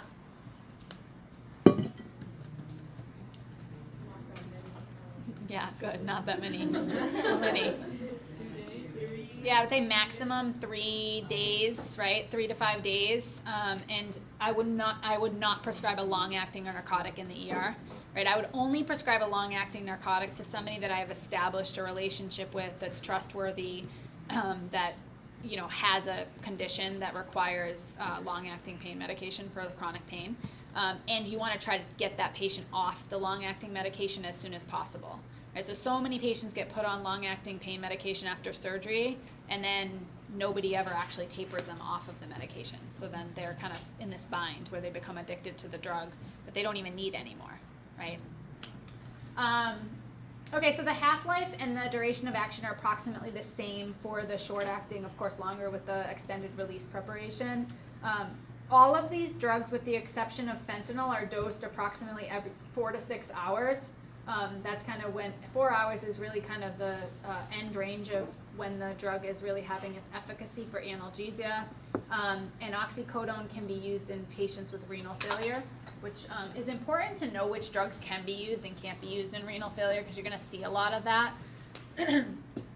Codeine we really don't use much for analgesia, predominantly because for the analgesic effect, it actually has to be metabolized to morphine, and then the morphine has to be metabolized to its active metabolites to actually have its effect. Morphine in and of itself doesn't really have a lot of analgesia until it's metabolized. But what we do use it for is antitussive properties. So tussive means cough. So it's great to be used in combination with expectorant drugs. The onset of action is pretty quick. It lasts about the same amount of time.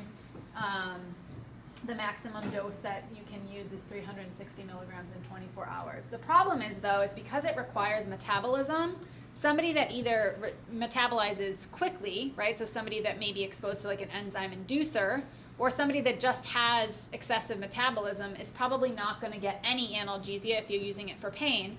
But then if they don't metabolize the drug because their liver doesn't work, they don't have any analgesia either, right? Because codeine itself doesn't have much analgesia. So if you're just using it for the antitussive properties, that's fine, because that's going to act directly centrally. But if you're trying to use it for analgesia, you need to keep in mind that the patient does have to be able to metabolize it. It's not safe for use in children less than 12. Question. Yes. That one, you said it's a weak opiate agonist. So Yes.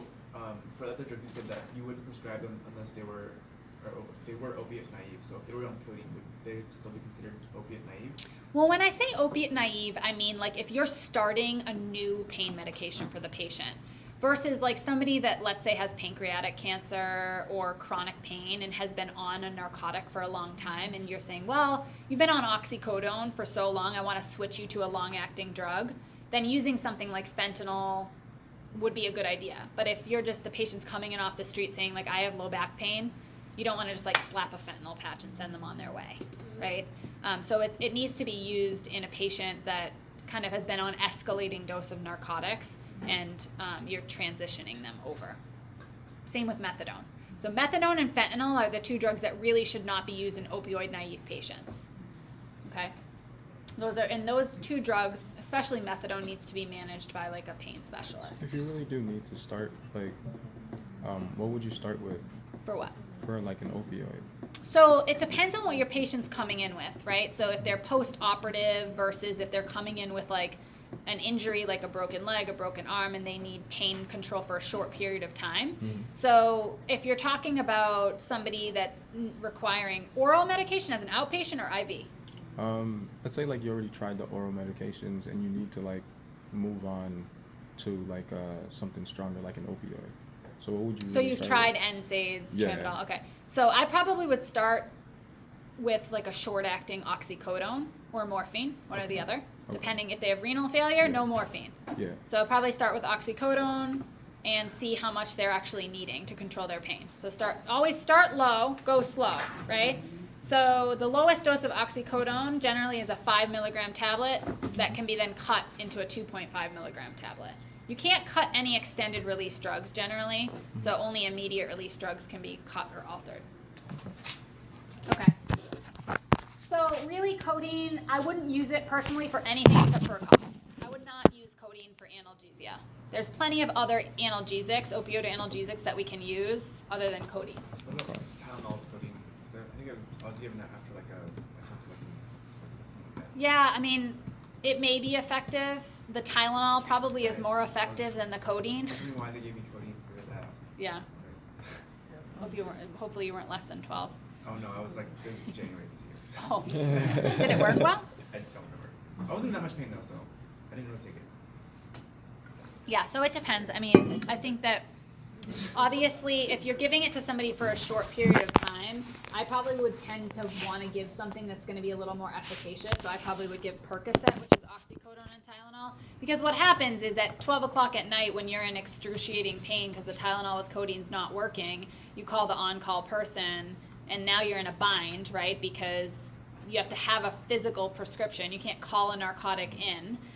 So I think it really depends on the patient and the procedure, how much pain you expect them to have or the injury, and what you think they're going to actually need. Yeah. So tramadol is a great drug to start for somebody with mild to moderate pain. It's pretty unique in that it's an opioid receptor agonist, but it also inhibits norepinephrine and serotonin. So what do norepinephrine and serotonin have anything to do with pain? Adrenaline. So, but like, how does it work? Where does it work in the pain pathway?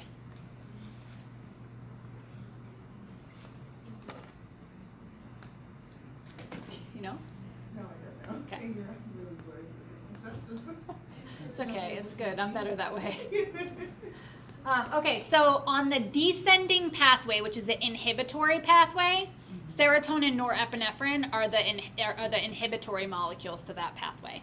And so it's an important pathway that we really don't target, or that we don't really think about targeting. But what we're learning, especially about neuropathic pain, is that we see that by increasing the amounts of serotonin or norepinephrine in the synapse, sometimes that can actually improve the dysregulation and improve the ability of those inhibitory signals to stop the pain pathway from happening. But that's the descending limb, not the ascending limb.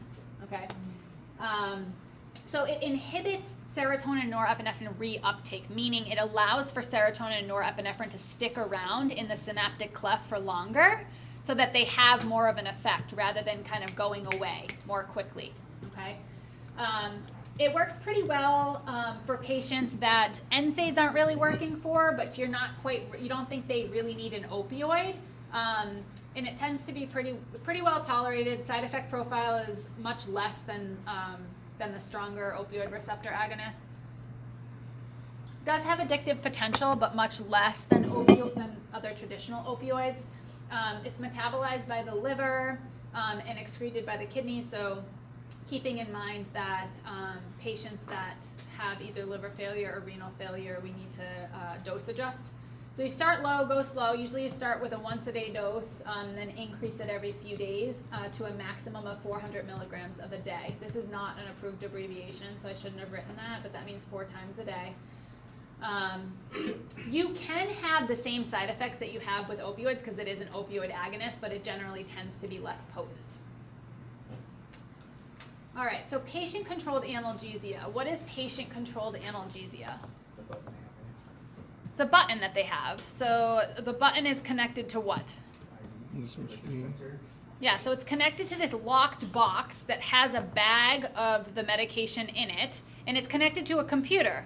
And then you set the computer. Like the nurse sets the computer based off of your orders. So when would you want to use that, Marion? Like in what setting? Yeah. Or just, Like in what setting? probably like hospital. Okay, so or- definitely hospital. Yeah, with like maybe cancer patients or, with people with like long-term pain. Good, yeah. Or somebody like right after surgery that you expect to be having a lot of pain, that you're going to just use it for short term. Or somebody on hospice that's awake enough to press the button, because there's no point in using a patient-controlled analgesic device if they can't push the button, right? Although the patient analgesic machine can give a basal rate of the drug, so a constant rate of the drug, but then additionally the patient can hit the button. So that's nice because it's just basically like a drip, but then it also allows the patient to deliver the medication. So it's really great if it's like a short-acting, or it's like a short-lasting thing. So you don't expect that they're going to be on this for like months, right?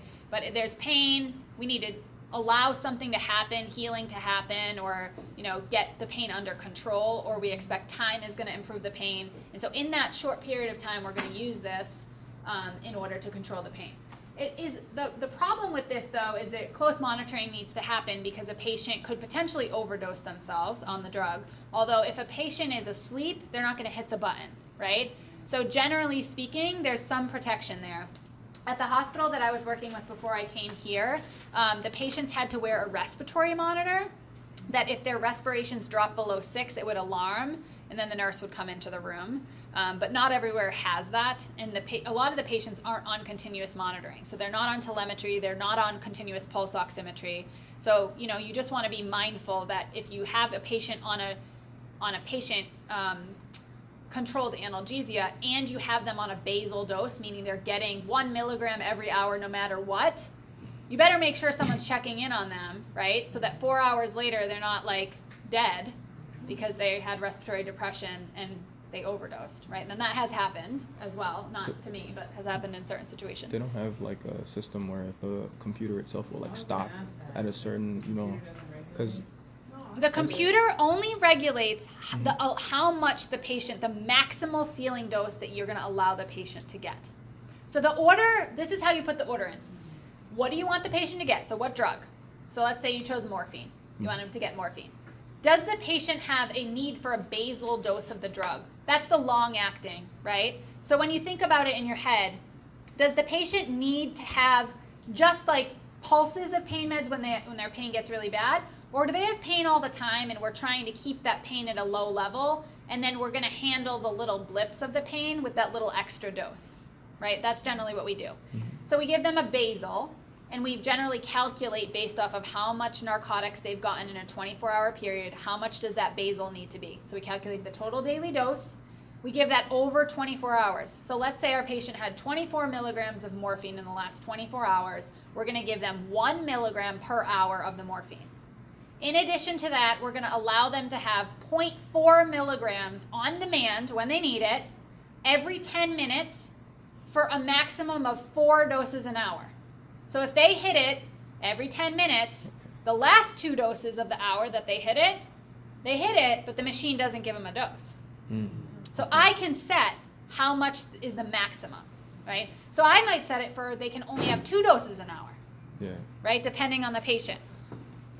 So you need to, and then you can set a lockout. So I can say, do I want them to be able to dose every 5 minutes, every 10 minutes? And you should take into consideration what the half-life and onset of the drug is, right? So if the onset of the drug is an hour, which is not the case for any IV medication usually, but if the onset of the drug is an hour, I shouldn't be giving them a dose every 10 minutes because in an hour, they're going to be unconscious, right? So it's important to know, that's why it's important to understand the pharmacokinetics of the drug. Most of these drugs, though, that are given IV are pretty quick onset, right? So giving a dose every 10 minutes or so is reasonable. All right, and any questions on what the PCA? Okay, so switching from the PCA back to oral therapy. So we want to assess functionality of the GI tract. Why is that important, Tolu? Yeah. So because of absorption, and the term that we used to talk about absorption and how much drug is active in the body was what, Anetta? Good job, Marion. Bioavailability. All right, good. So bioavailability. So if the gut's not functioning, right? If the patient has an ileus and everything's just sitting in the gut and nothing's going anywhere, if the patient has gastroparesis or gastritis and they're not absorbing the drug, switching them to oral is not going to be efficacious, right? Because they're not going to get the drug. So you want to make sure the pain is controlled. We need to calculate the patient's need. So you need to calculate the entire 24-hour dose that the patient has gotten. And then you want to start the drug prior to taking the way the PCA, because remember, our oral regimens are always going to take a little longer to actually get into circulation and actually start working, right? Much longer than it's going to take to just push a drug IV.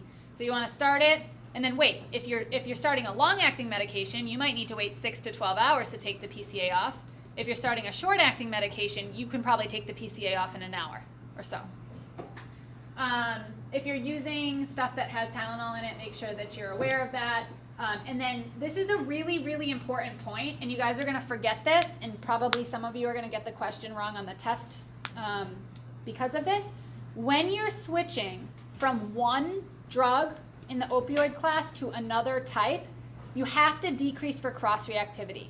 So that's called cross-tolerance, whereas we don't know if they're going to act the same with morphine as they are with Dilaudid. And so we don't want to overdose them. So we're going to decrease the dose by 25 to 50% whenever we're switching from a class. So if we're switching from morphine to morphine, we don't have to do that. But if we're switching from morphine to Dilaudid, we do need to do that. If we're switching from Dilaudid to fentanyl, we do need to do that. So what would make you decide to switch to decrease by 25% versus 50, Cam? Strength. Oops, sorry. Strength of what? The drug that they were originally in. So if I'm going from, no? No. Does it have anything to do with the way you're giving it? No. No. So the way that you're giving it, the actual, like how potent it is, Christian, and the way we're giving it, it's all counted for with the doses, right? So 1.5 milligrams of IV Dilaudid is equivalent to 7.5 of oral. That's all accounted for. But how are we going to decide if we're going to decrease the total daily dose by 25% or 50% when we're switching from one narcotic to another? Nope. So the strength is all equivalent, right? Because we're using an equivalency chart. So there's no, basically what we're saying is all of these narcotics at these different doses are equivalent to one another. So we're taking that away. No. Patient's pain. Yes. Patient's pain. So explain. You're usually switching a drug because I don't know, patient's not as much pain or maybe more pain. So Okay. if he's in less pain, then you give him less, or 25% rather than 50. So if he's in less pain, you're going to decrease by 25% or decrease Oh, by 50. 50. Good. So if the pain is well controlled, right, then we could decrease by 50%. But if we're saying we probably don't have the pain well controlled, we're going to want to only decrease by 25% and give them 75% of that dose. So you're going to use your clinical judgment there, right, to make that decision. But we do need to decrease it for cross-reactivity. All right, so this chart is pretty similar to the chart that you have here, so I'm not going to go over this. When we're talking about potency, we're accounting for the potency by changing the equivalency, okay? So the equivalency, obviously the potency of something like Dilaudid is much more potent than morphine, right? Because 7.5 milligrams of oral Dilaudid is equivalent to 30 milligrams of morphine. Right? So something that has equal potency would be the same, right? 30 and 30, right? But something that requires a less of a milligram dose for the same effect is going to be more potent than something like morphine where we need 30 milligrams. Do you guys understand that? Okay. All right, for fentanyl, the conversion is a little bit different. So the fentanyl conversion is basically 1 microgram per hour of fentanyl to 1 milligram of IV morphine. But just to make it easy on you, I've given you this table which converts from oral 24-hour morphine dose to fentanyl patch in micrograms per hour. This is just approximately an estimation, but this is a good conversion table that you can use to help you. Now, if I gave you the IV morphine dose that the patient was getting, you would have to convert from IV morphine to oral morphine to then be able to figure out the fentanyl dose. All right, so sometimes there's a two-step to the conversion. You guys understand that? Okay. All right, so let's do a case. We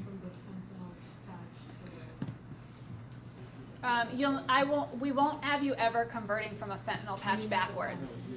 What's that? From oral fentanyl to the patch fentanyl, or from oral morphine to? Oral morphine.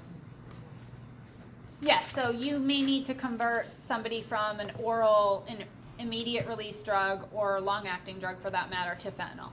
Yes. But you don't use but the conversion is not backwards. So you don't say like, okay, if we're on this dose of fentanyl, we can convert backwards to the morphine. It's only from morphine to fentanyl. Okay? We're not going to convert backwards from a fentanyl patch. There's a lot of other complex things that have to go into account for that.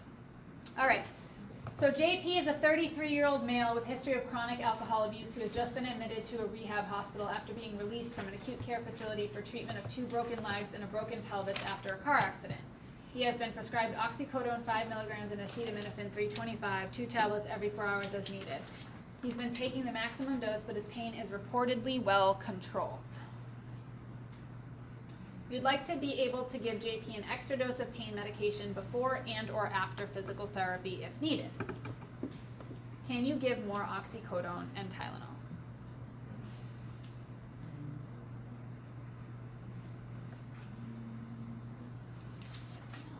Negative. Why? Because he's already got the maximum dose. Of what? Oxycodone and acetaminophen. So which part of it is that maximal dose? How much acetaminophen is he getting? 325. How much? 325. 50 times.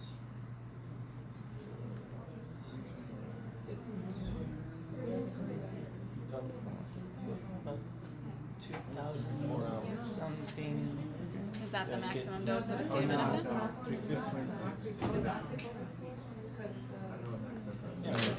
The max dose is 4. You don't know the max dose of acetaminophen? He's with this, he's with the maximum. There is none. Is it? Yeah, it's not. Oxycodone. Yeah, the max dose is supposed to be 4,000 Do you, per day. what's that? Is it supposed to be 4,000 per day? For Yeah, he's fine with acetaminophen? acetaminophen. Okay. Then it's gotta be oxycodone.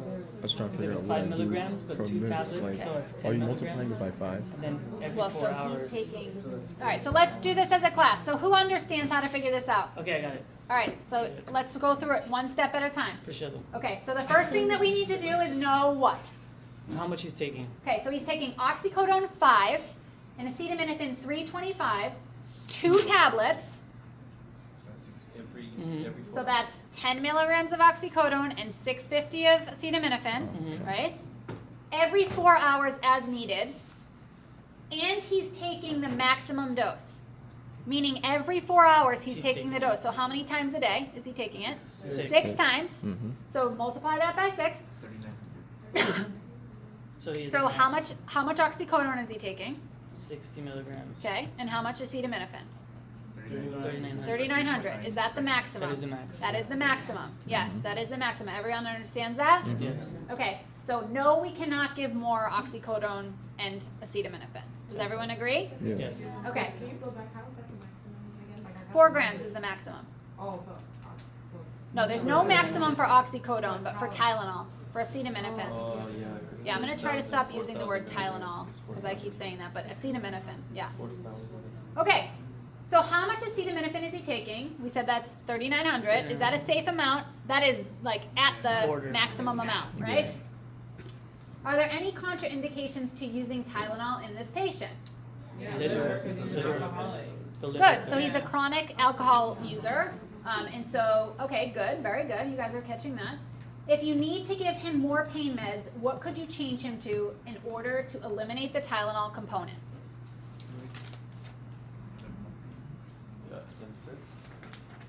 Okay, so what is his pain associated with? 2 broken legs and a broken pelvis. You think NSAIDs are going to cut it? Probably not. But good thought. Regular or Regular oxycodone. So we could change him to regular oxycodone. What other options do we have? The fentanyl We could change him to a fentanyl what? patch. Okay, so but do we anticipate that he's going to need this like long term? Hopefully not too long term, right? So I'm talking fentanyl patch. We're talking like months, right? Oh, so months. like yes. Oh. So generally it's somebody that's going to be on, chronic pain. We're hoping that this is like an acute episode and we're going to be able to wean him off he's not on any long-acting pain meds right now, right? He's just on short-acting as needed. Okay. So if we're trying to change him to an oral medication, we could do just oxycodone alone. We could do morphine. What else could we do? Hydromorphone, which is dilaudid. Okay, so let's do hydromorphone. All right, so who is going to do the conversion?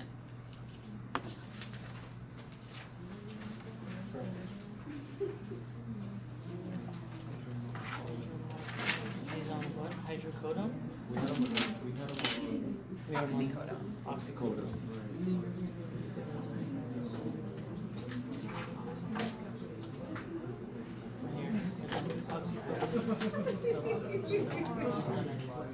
So we have to use 60 milligrams of 60 milligrams of hydromorphone. Okay, So so not 60. It's a double we have the 15. oxycodone Hydromorphone is is like 20 to 30, So 15. but the hydrocodone is like 30. He's on 5. Right? What's that? 15? What about 15? 15 milligrams of hydromorphone. No. Oh, because that's every 4 to 6 hours. When you roll up, so Give him at 60 milligrams. 60 milligrams. he's on 60 milligrams. So use the conversion on your chart says what for oral oxycodone? 20 to 30. Use 20. Okay.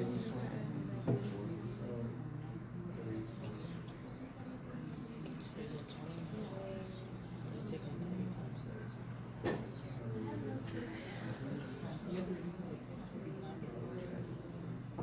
And when you think about that, you got to think about his pain. Oh, he's telling me. So 25%.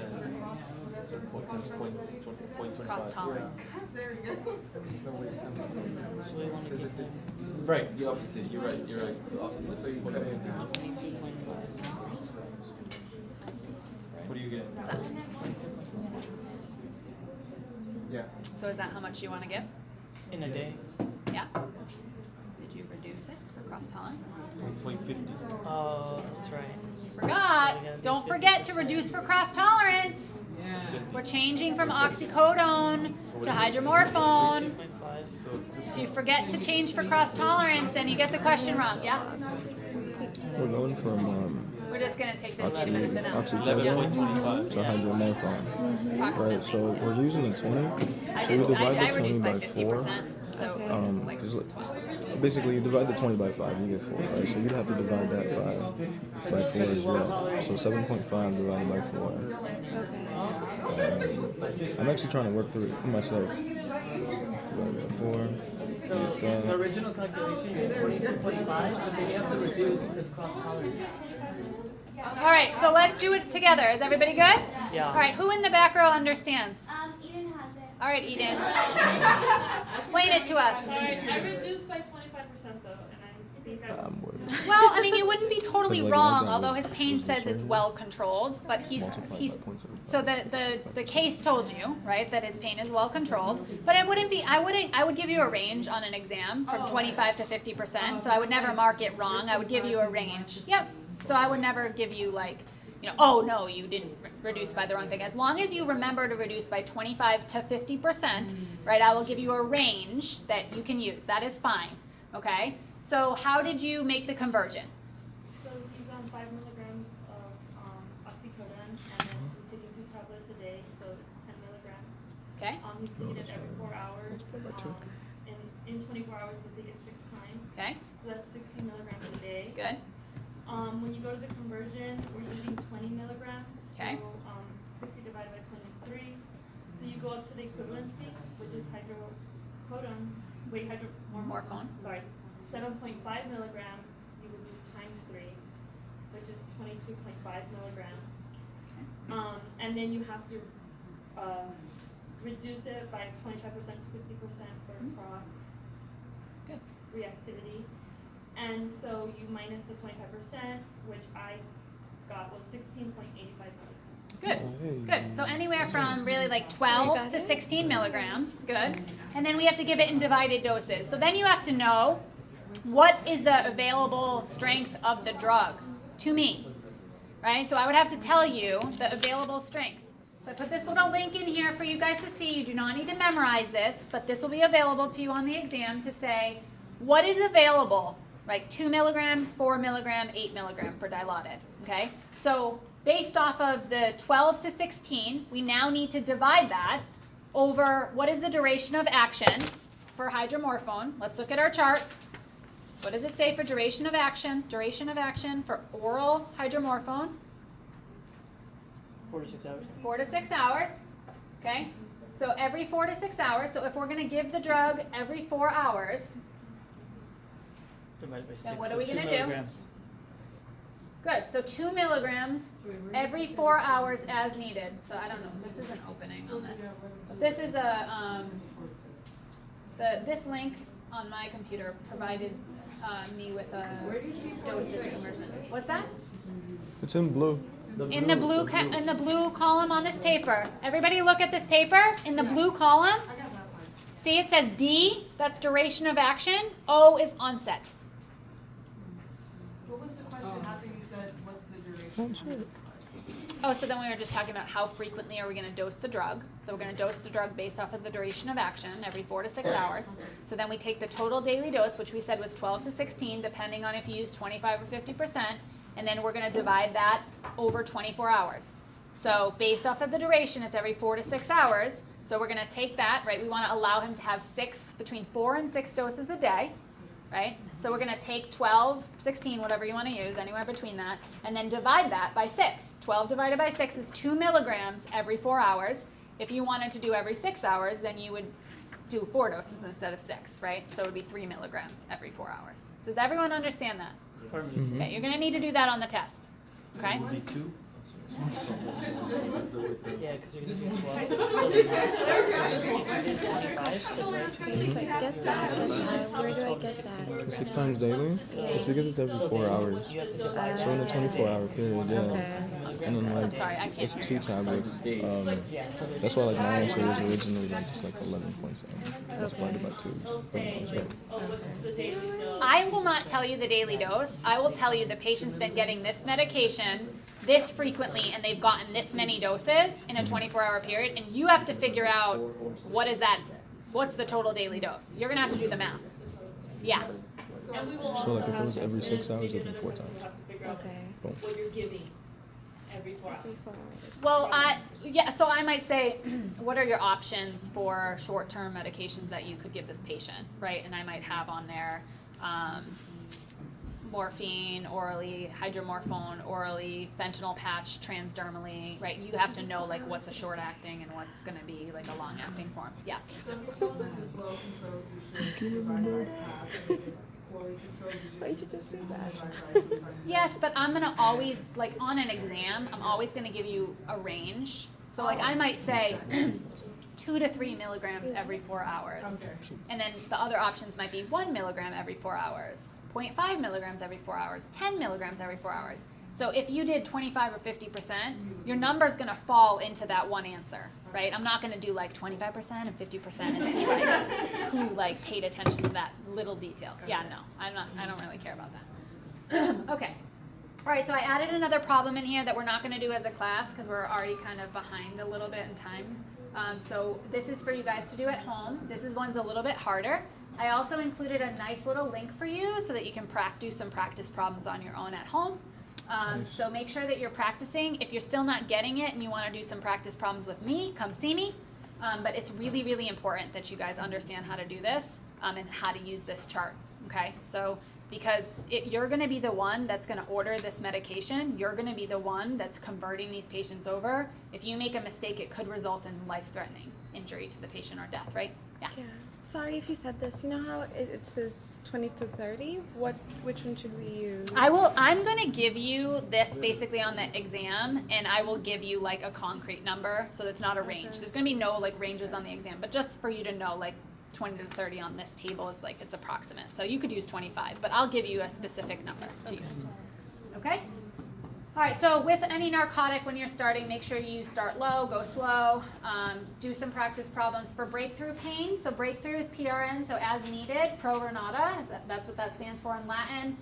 We use for breakthrough pain should always be a short-acting opioid.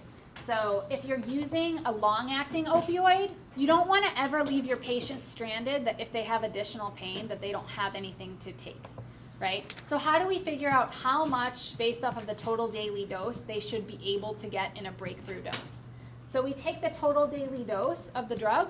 So if the patient's getting 280 milligrams of morphine, long-acting over the course of the day, we want to take 10 to 20% of that, right? So 28 to 56 milligrams, and we want to allow them to then be able to get that over the course of the day in short-acting form. So we would take that and then divide that over every 4 to 6 hours, so that if they're having pain above and beyond what they're taking their long-acting medication for, they have something for breakthrough pain. Okay? All right. So if a patient's consistently using more than 3 doses, then you really want to probably consider increasing the long-acting form of the medication, because it means their pain's probably not well controlled, right? So the ideal of a long-acting narcotic is kind of the same as we think about insulin, right? So we have long-acting and short-acting insulin. We want to give that drug so that there's a plateau and kind of there's no peak and valley. We want to kind of maintain some level of agonist action at the receptor so that the patient's never in really bad pain, right? And then if they have a little blip of pain above and beyond that, it just takes a little bump of that extra medication to bring them down. Does everyone understand that concept? Mm-hmm. Okay. We really want to try to use the same drug if possible. So if our patient's on OxyContin long-acting, using oxycodone short-acting is a good idea. Same with morphine. We want to try to stick together. Sometimes it doesn't work that way. So there is no long-acting form of Dilaudid, right? So we can't do that. There's not really readily available short-acting forms of fentanyl, although there's lozenges and lollipops and all that thing. Guess what? Insurance companies don't want to pay for that stuff. They want to pay for the oxycodone, the morphine. So it's hard to get the short-acting forms of fentanyl in oral form. So that's kind of some options when it might not be possible. All right. So we talked a little bit about the opioid crisis. It's a really major issue. Lots of people are dying every day from opioid-related drug overdoses, and we're pretty to blame for that, in my opinion. There's some complacency around prescribing narcotics, so just please make sure that you're not prescribing narcotics willy-nilly, but that you're also not withholding narcotics from patients that really need them. So we need to find a balance and be smart in the way that we're prescribing. So what's the difference between tolerance, dependence, and addiction? So tolerance is a decrease in the actual response. So we give the drug over and over and over, the receptors change or become less sensitive to the drug, and there's going to be a different response where they need more drug to get the same action, right? Whereas dependence is actually the physiologic adaptation.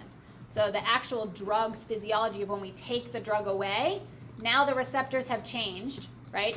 And so you're going to actually have these responses like tachycardia and diaphoresis and anxiety when we take away the stimulus that's been there for a long time. That's dependence. And then addiction is actually the psychological dependence.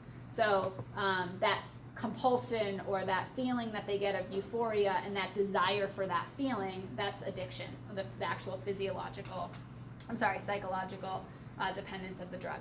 So withdrawal actually happens in patients that have tolerance and dependence when we actually take the drug away from them.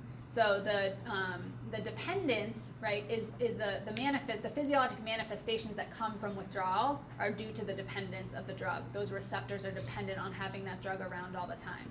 There's an interesting phenomenon called pseudo-addiction. So pseudo-addiction is when we've been withholding a narcotic from the patient and they're in pain. And they kind of are constantly watching the clock to see when they can get their next dose of narcotics, and they seem like maybe they're drug seeking to us as providers, but once their pain is actually controlled, that's not actually the case at all. So there's this fine line for us as clinicians to really be insightful and inquisitive about what our patients' pain symptoms and how they're responding to the pain medication is important, because pseudo-addiction they can have the same behaviors as somebody that is addicted to drugs. And so the actual manifestations that we see clinically can be the same. Once the patient's pain is actually treated, they don't have those symptoms anymore. So the physiology behind addiction is actually really, really interesting. So over time, when we're constantly agonizing the mu receptors, there's multiple areas of the brain that get involved, but the limbic system is one of them, and the ventral tegmental area produces dopamine and then releases it to the NA, which is the nucleus accumbens, and that gives us that feeling of euphoria, relaxation, happiness. Then what happens is that the prefrontal cortex helps us to overcome the drive to obtain pleasure through the actions that may be unsafe and unwise. So basically you become disinhibited, right? But the feedback is then compromised in individuals who become addicted to the drugs. So the problem is we stimulate these areas, right? We get this euphoric feeling, we're disinhibited, but then over time, then the patient becomes dependent on that feeling of euphoria, but that feeling of euphoria gets less and less. So what happens is inside the actual, here we go. Okay, so inside the neuron we have like the inhibitory and the excitatory pathways, right? So opioids on the mu receptor, there's a converting enzyme that's present that converts ATP to cyclic AMP. But over time, what happens is when the opioid binds to this, the converting enzyme more converting enzyme actually needs to be produced to get this reaction to happen over time, right? But then when you take away the opioid from the patient and they're no longer getting it, so someone that's addicted but then stops and goes into withdrawal, that amount of converting enzyme stays the same. And so more ATP and cyclic AMP are being formed for the patient. And the patient, that hyper alertness and excitability, tremors, nausea, vomiting, diarrhea, this excitatory response that cyclic AMP actually forms in the body, basically the patient becomes hyper aroused. So because the patient's been sedated all this time with the opioid, the body's reaction is create more converting enzyme, overcome that. I don't want to be asleep. I don't want to be depressed. I don't want my respiratory drive to be depressed, right? But then when we take the opioid away, now there's more converting enzyme, but there's no more opioid, right, to inhibit that response. And so it's a very similar thing that happens with alcohol, right, on the GABA receptor, so a different place where it's happening. But does everyone understand how when we take the stimulus away, the body has now basically upregulated this process to keep the balance and try to keep homeostasis, right? But then we take away that stimulus, that upregulation is still there. And so we have this neuroexcitatory stimulus that's happening. So it's obviously a really uncomfortable process for people, so you can see why withdrawal from opiates is a difficult issue and why people continue to use, because having a supervised withdrawal that allows for a more comfortable experience is difficult to obtain because of insurance reasons, because of lack of access to care. And so in the last 2 years, the leading cause of death for Americans less than 50 went from motor vehicle accidents to opioid addiction, opioid overdose. So almost 100 million Americans who used pain relievers in 2016 resulted in 11.5 million people who reportedly misused them. Opioids have killed more than 33,000 people in 2015. Nearly 2 million Americans aged 12 or older either abused or were dependent on prescription opioids in 2014. 1 out of 5 patients with non-cancer pain or pain related to diagnoses are prescribed opioids in the office-based setting, and 1 of 4 of them receiving chronic opioids will struggle with addiction. So that's a pretty high number, right? 25% of patients. About 80%, I find this particular statistic to be staggering. About 80% of heroin users began their drug misuse with legally prescribed opioids. 80%. Between 21 and 28% of people prescribed an opioid for chronic pain end up misusing their drugs. And concern about insufficient training and pain management is a big issue. So when they did a survey, they found out that about 60% of providers are actually educating their patients about opioid misuse. Only 60%. So about 20% just weren't even saying anything to the patient, educating the patient about opioids. So, as we are going to prescribe opioids, right? That's there are some providers that just say, I don't prescribe opioids. That's not really, that's an easy way out, right? That's not an appropriate response either. But we do need to do it in a safe and a meaningful way. So what can we do? So you guys already told me a few things that we can do to try to make sure that we're educated, right? Make sure that we're following federal regulations and laws. We can identify patients that are high risk for opioid abuse or overuse. So patients that are getting multiple prescriptions, so we can check Cures, which is a database that is updated, I believe, every week in California with patients' prescriptions. So every narcotic or controlled substance prescription that has been filled by a patient at any pharmacy in the state will show up in this database. So it is now a mandate in California that all providers that have a DEA license must check Cures, okay? So not every single time you see the patient, but every time you're initiating a prescription, a new controlled substance prescription for a patient, and then there's intermittent periods, like if you're going to continue that you need to check Cures. I believe that it's every 3 months. How do they know? Do they track that all? So that's an interesting, no, they don't. So I need to know that too. Yeah, I could've just said exactly. I know. Yes, that is a problem. They also send you, if a patient is getting narcotics from one doctor and then another doctor and then another doctor. Or another PA and another PA and another PA. Yeah, any provider. Then they'll send it to each provider, Right. letting them know what narcotic they got. So you can register for your patients, right? So you can register your patients in the database, and then they will alert you based off of that. Yes. Is it How do you spell it? mandatory or they take paper Cures? prescriptions still out here? Yeah. So what they need to do is make it all electronic and then create a system. I've been Somebody's saying EMR, that for and then they can just make it years. So that when you cook it, Yep. I mean, they don't do that in New York, it's all electronic, but at least that's one step closer into being able to see that. I agree. So I actually, my name was used for forgery of narcotic prescriptions when I was a new PA. for 2 years before I found out. So I had a patient who was a IV drug abuser. She was using hydromorphone, and she was getting it from all different providers. She came in with with endocarditis due to IV drug abuse. She was in the hospital for 6 weeks. I was like a brand new PA, and I took care of her. And she was super sweet. She had like a 4-year-old little girl and a husband, and you know, we tried to like counsel her and get her help and from like, you know, whatever services we had in the hospital. And then I found out about a year later. I hadn't heard from her, hadn't seen her, but I remembered her name. And I got 3 calls in one day from 3 different pharmacies. Like, did you prescribe this Dilaudid prescription to this patient? And I was like, nope. And I looked, I was able, at the time, Cures wasn't really like a thing that we were using. It's certainly not mandated, but I was able to look up, and I realized she had filled like 25 prescriptions over the course of the last year in my name, but not using my DEA number. So she had used the hospital for residents has 1 DEA number for all residents, and she'd somehow gotten her hands on the DEA number for the hospital for the residents, and was writing prescriptions with my name without my DEA number with the DEA for the hospital. Yeah. 6 weeks, man. What did you do? I don't know.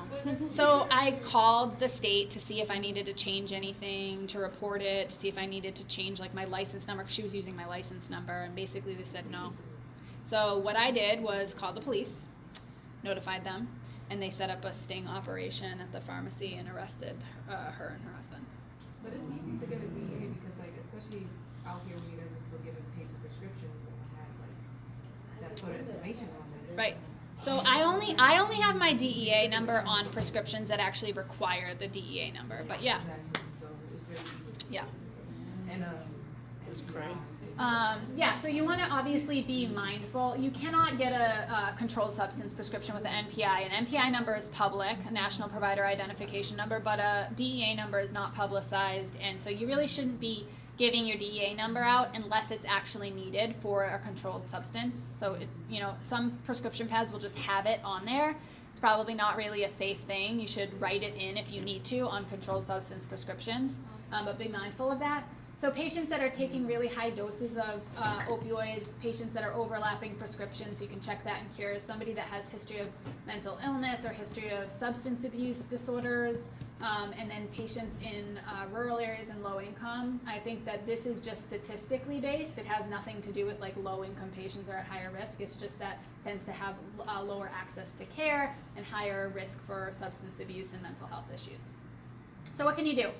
So as you guys mentioned, so there are the program drug monitor, the prescribed drug monitoring.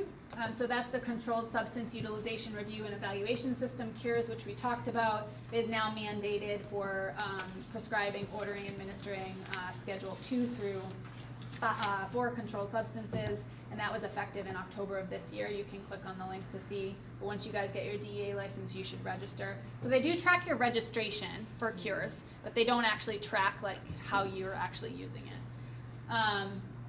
So what can you do? Educate your patients. So if you're going to work in a pain practice and you're going to have patients on chronic narcotics, it's good to have contracts with patients. Mm-hmm. So this is an example of a patient agreement of how they're going to, how they're going to use their drugs, when they're going to come see you, how frequently they're going to follow up, how long of a supply that you're going to give the patient.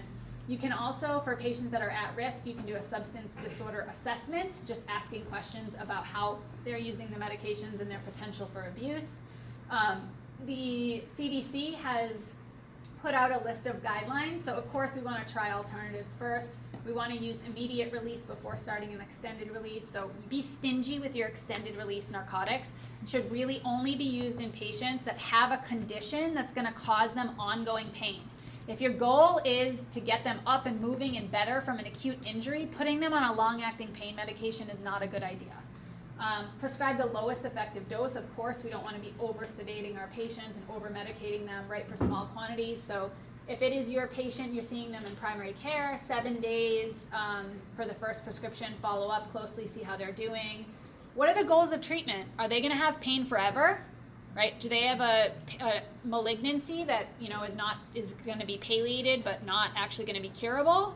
Well, then what are our goals for their pain versus somebody that has a broken ankle, that has having pain, you know, 3-6 weeks later? How, you know, is that our expectation? Are there other things that we can do? We want to really only continue it if the benefits outweigh the risks. Make sure that you're checking the prescription drug monitoring system at the start of the prescription and then every 3 months. If you do have a patient that has history of substance abuse, you can consider drug screening them to make sure that they're not using other narcotics. And then you want to avoid other sedating medications, especially something like that has addictive potential, like a benzodiazepine. I already mentioned the PA laws and the controlled substance course. Here's the link to that as well. I think, as Mary mentioned, there is a course at Marshall v. Ketchum, and then usually they have a course with the Kappa conference every year. I went to the course when it was in Palm Springs. It's good. I think it was like a 3 or 4 day course. It has had great education about narcotics and prescriptions, and you know, it's another thing to pay for though when you get your licensure. And I didn't take it until about 2 years into when I was a PA. So it depends on kind of like what your hospital regulations are for, or clinic for when they want you to take it. But it does decrease the stipulations of having your supervising physician like tightly bound to being able to prescribe. If you do work in a hospital setting, it's a little more loose because you have like an online ordering system, so you're prescribing the medications under the supervision of the physician all the time, versus if you're in a primary care practice on your own, you really want to have your California controlled substances license or like a certificate, because otherwise constantly having to have your supervising physician physically sign off on your prescription is going to be really annoying, especially if they're not in the office. You don't want to be like, sorry, I can't prescribe narcotics. Okay, so how do we know whether or not the patient can come off the drug? So of course we want to monitor what is their pain. Pain is subjective, so we need to really develop a relationship with the patient. We want to also develop a system of how we're assessing their pain. What are we using what are their goals? What are they able to do? What are they not able to do that they want to be able to do? And then if they are having increased periods where they're not in pain, or they're having improvement in their overall ability to manage their pain, it's time to consider cutting back on the medication.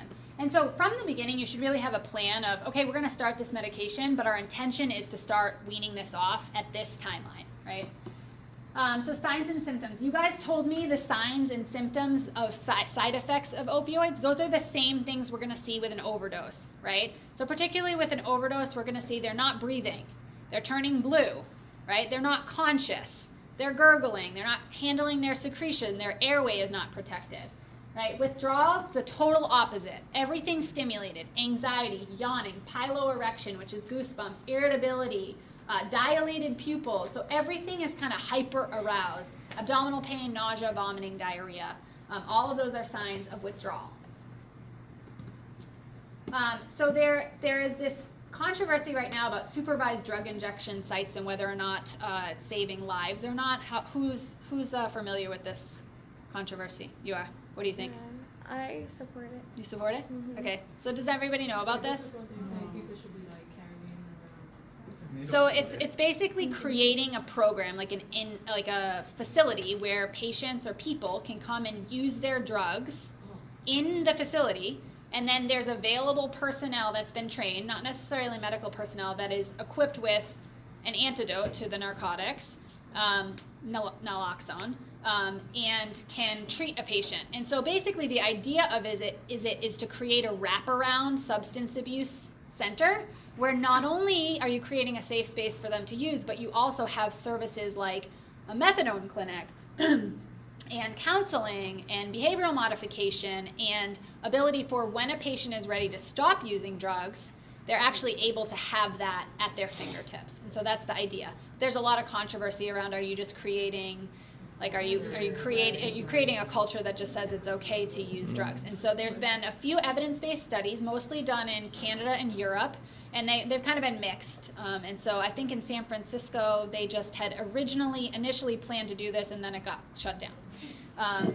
So kind of an interesting Interesting thought. You guys can talk about that, about what you think. So what do we do? So what can we do? So if a patient overdoses on opioids, we can give an opioid antagonist that kicks the opioid off the receptor. Naloxone or Narcan is the drug that we are able to do that with. And so we use it for opioid overdose, or if a patient's having terrible side effects of opioids. We can also use it, interestingly, for pruritus.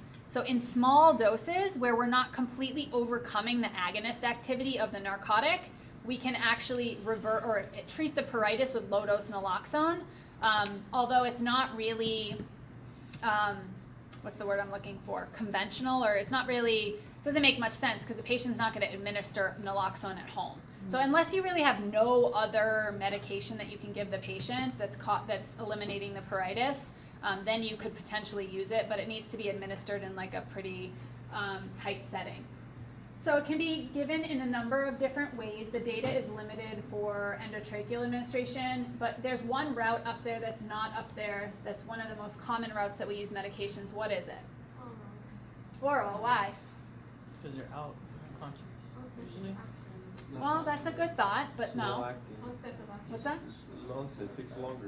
Okay, so it would take longer, but it also has terrible bioavailability. So it has like 6% bioavailability. So you give it orally, it doesn't do anything, okay? So you administer it quickly, but it's not the only thing that you do. So what else do you need to do to somebody with a overdose? Breathing. A, B, C, airway. So we have to get airway, right? So we have to intubate them, right? We give the naloxone, but we need to also make sure that they're breathing and they have a blood pressure, right? So this is given in addition to other resuscitative measures.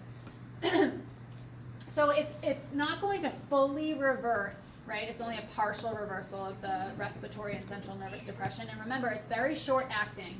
So it only hangs around for a maximum of, the half-life is 2 hours. So if we do have a patient that has a overdose of a long-acting narcotic, oftentimes these guys need to be on an IV drip of naloxone, okay? Because what's going to happen, you're going to give the naloxone, and then 2 hours later, they're back to being in respiratory depression, right, or apneic, right? So you have to make sure that if you don't know what the patient took, you need to monitor them. So what happens when you give naloxone? Who's given naloxone? What happened? They're pissed. You just took away their drug. Basically, you just pulled the drug off the receptor. And they wake up and they are angry, agitated, all of those symptoms of withdrawal happening very quickly. And they barf So, at you too. what's that? And they barf at you too. Yeah, yeah. And you really don't want to give it to somebody that is on narcotics for pain unless you really need to. Because what it's going to happen is you're going to cause a severe pain crisis in that person.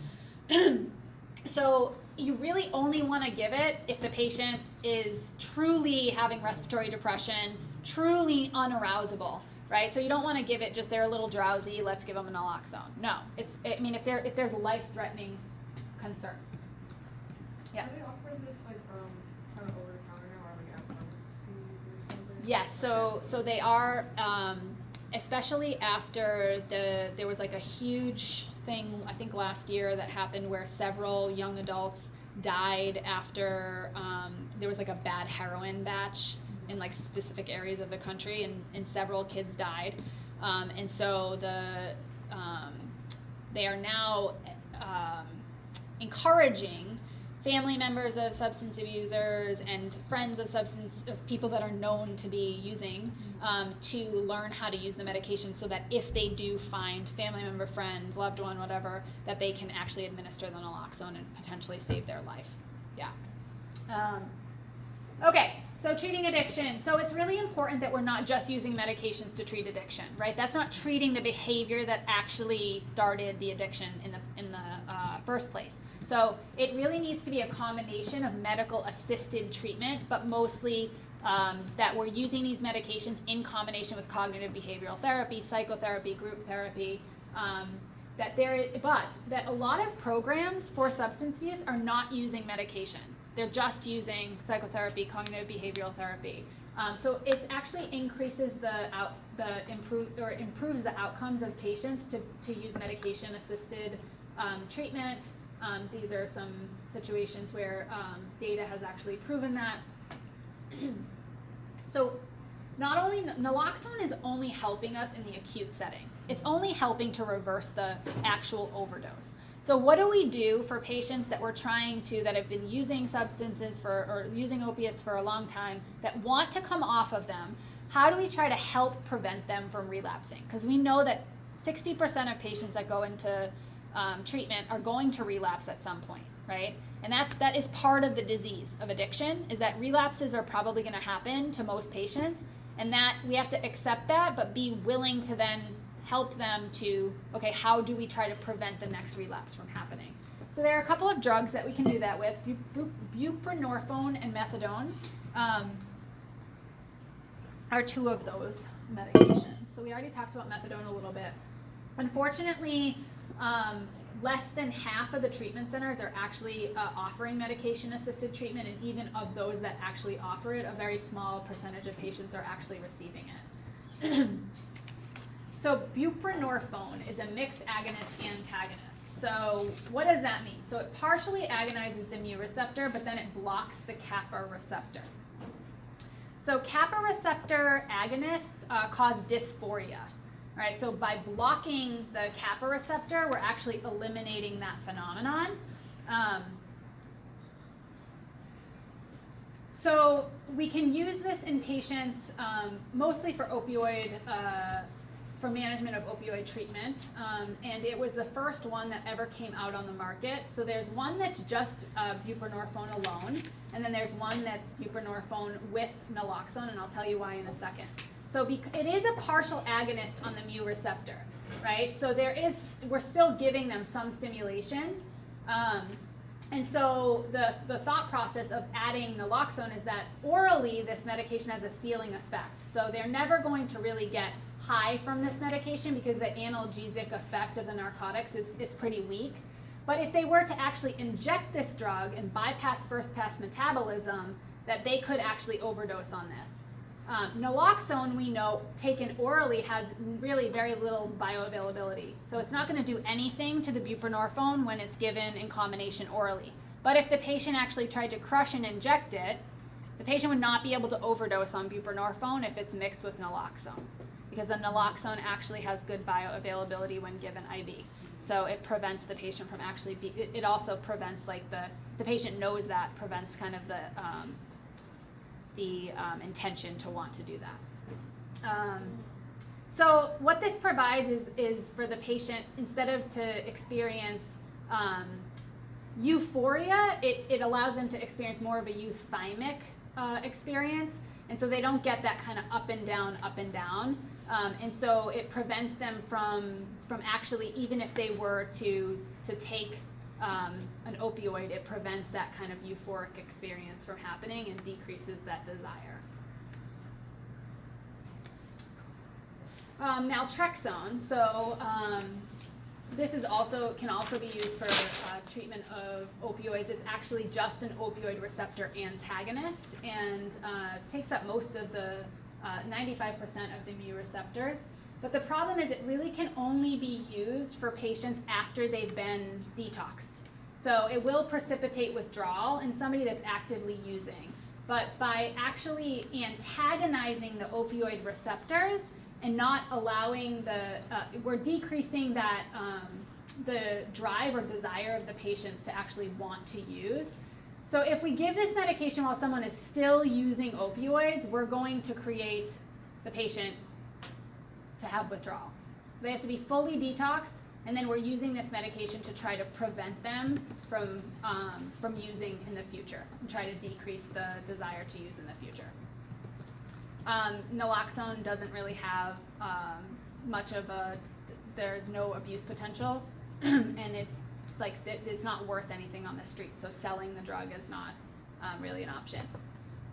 There is an IM monthly form of the drug that can be used, and and that's a great option for patients because they only have to come in once a month rather than taking the drug daily. So if they were to take the drug daily and decided not to take the drug, obviously they're not going to have efficacy, versus if they commit to taking it monthly, they come in, they get it monthly, that drug's going to stay in their system for the whole month and hopefully decrease the cravings associated with opioids. And then we talked a little bit about the combination of buprenorphine and naloxone. So it just prevents the patient, if they do use it in injection form, from actually developing that high and potentially developing respiratory depression and overdose. All right, so let's switch gears briefly and talk about neuropathic pain. So there are multiple terms associated with neuropathic pain. Probably the one that we're most familiar with is allodynia, which is pain induced by typically non-painful stimuli. So things like the sheet brushed against my foot and it really hurt, or I went to put like my sock on and just having anything touching my foot really hurts. So that's like painful neuropathy. But you can also have non-painful neuropathy, right? Like numbness, tingling, paresthesias. We don't really treat non-painful neuropathy though, right? So neuropathic pain is what we're talking about when we're talking about treating our hyperalgesia, where things are really sensitive and uncomfortable. So neuropathic pain is a different kind of pain.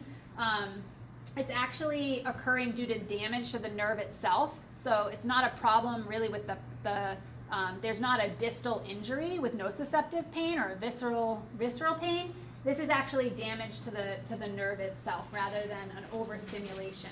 So pain's often described as sharp, shooting, burning, stabbing, really like someone sticking pins and needles into me. And it doesn't respond well at all to NSAIDs or acetaminophen. With severe neuropathic pain, we do use opioids, but with mild to moderate neuropathic pain, opioids just don't work very well for neuropathic pain. And so we have to try to use some other things. So Kiera mentioned earlier topical lidocaine. So how does topical lidocaine work? It actually blocks the conduction of the nerve by decreasing the ability for sodium to permeate the membrane. So just like exactly the same way as it works on the cardiac myocytes as an antiarrhythmic, it decreases the rate of membrane depolarization and increases the threshold for excitability. So it doesn't allow that nerve to keep firing. And I'm not going to go over, you guys can review the forms that it's available in. Capsaicin cream, so that's made from actually chili peppers, which is kind of interesting. So it decreases substance P. What is substance P? Peppers. So substance P is actually a neurotransmitter that is important for transmitting the pain signal from the first order neuron to the second order neuron in the spinal cord. So if we can actually decrease that, we can decrease the ability of the pain response to move from the first order neuron to the second order neuron. The problem is most people complain, so that you put these patches on, 4 to 5 patches with this cream, and you do it for 60 minutes, most people bail because it hurts and burns, right? But then the idea is you're actually decreasing substance P like in a long sustained fashion so that you only use this therapy every 3 months. The efficacy is not very good. And then topical NSAIDs, as Wendy had mentioned, you already know the mechanism here. Efficacy is okay for patients with chronic pain, not great for acute injuries. The systemic absorption, as we mentioned, is low but still present. So these are some examples of medications that we use for neuropathic pain and how they work, and we're just going to quickly touch on them. So anticonvulsants, you're probably thinking, anticonvulsants, what are anticonvulsants usually used for? Seizure disorder, right? So what do you think seizures and pain have to do with one another? Activation of Yeah, okay, neurotransmitters, activation of what? like activity in the brain. Good, so CNS excitability basically, right? And so we know that obviously peripheral nervous system and central nervous system are connected, right? And so if we can decrease the excitability, right, of the brain, we can also potentially decrease the excitability of nerve transmission or firing of the nerves. Antidepressants, so both tricyclic and SNRIs, which are serotonin, norepinephrine reuptake inhibitors. So we talked about how serotonin and norepinephrine are part of that inhibitory pathway, right, the descending pathway that helps us block pain signals. So the more those are hanging around, the less pain signals that are actually able to be transmitted. And then tricyclic antidepressants are usually acting mostly on dopamine, and dopamine is also important for our response to pain as well. So carbamazepine is a first generation anticonvulsant. It's mostly used for trigeminal neuralgia, so it's trigeminal neuralgia. Pain from the trigeminal nerve. So it's described as like sharp shooting pain, like even having the window open is like really painful, like any kind of brushing or touching of the face is like really sharp shooting pain. It oftentimes will happen after a herpes zoster outbreak, but can be unprovoked as well.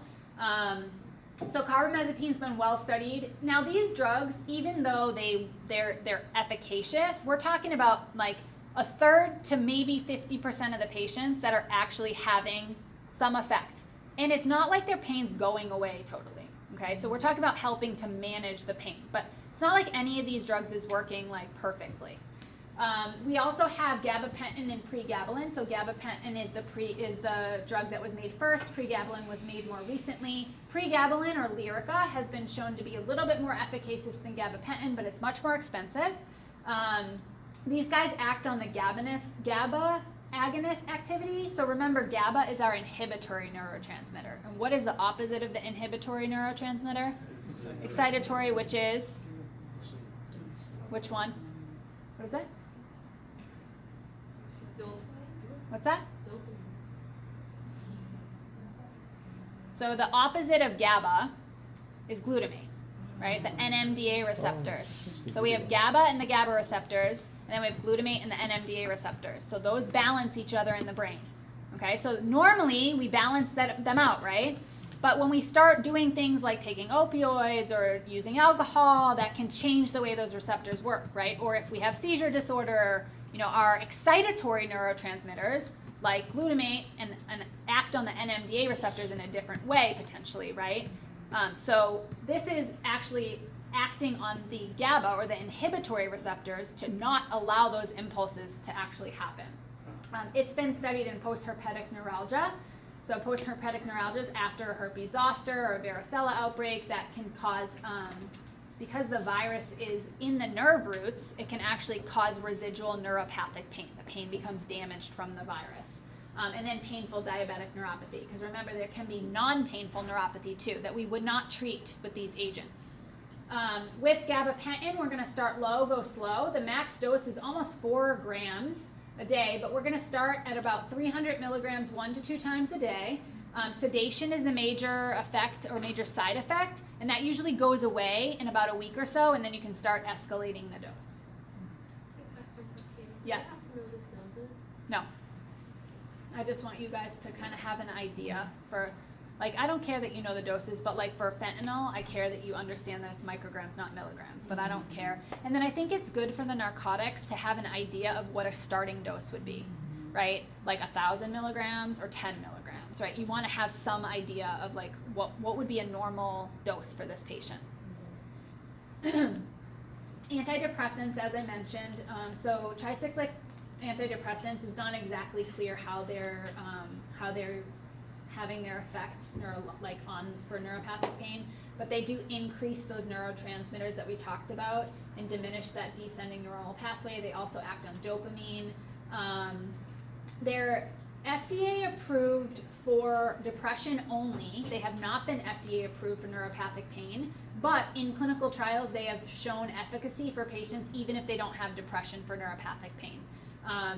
So again, start low, go slow. There are a lot of side effects associated with tricyclic antidepressants. It is contraindicated in patients with heart disease, so you want to use that with caution. And then the SNRIs, the only 2 SNRIs that are approved for neuropathic pain are duloxetine and venlafaxine, so Cymbalta and Effexor. SSRIs are not very effective for neuropathic pain, although for pain associated with fibromyalgia, they have been shown to be effective. That's serotonin reuptake inhibitors, selective serotonin reuptake inhibitors. And those are the doses associated, but again, you don't have to know that.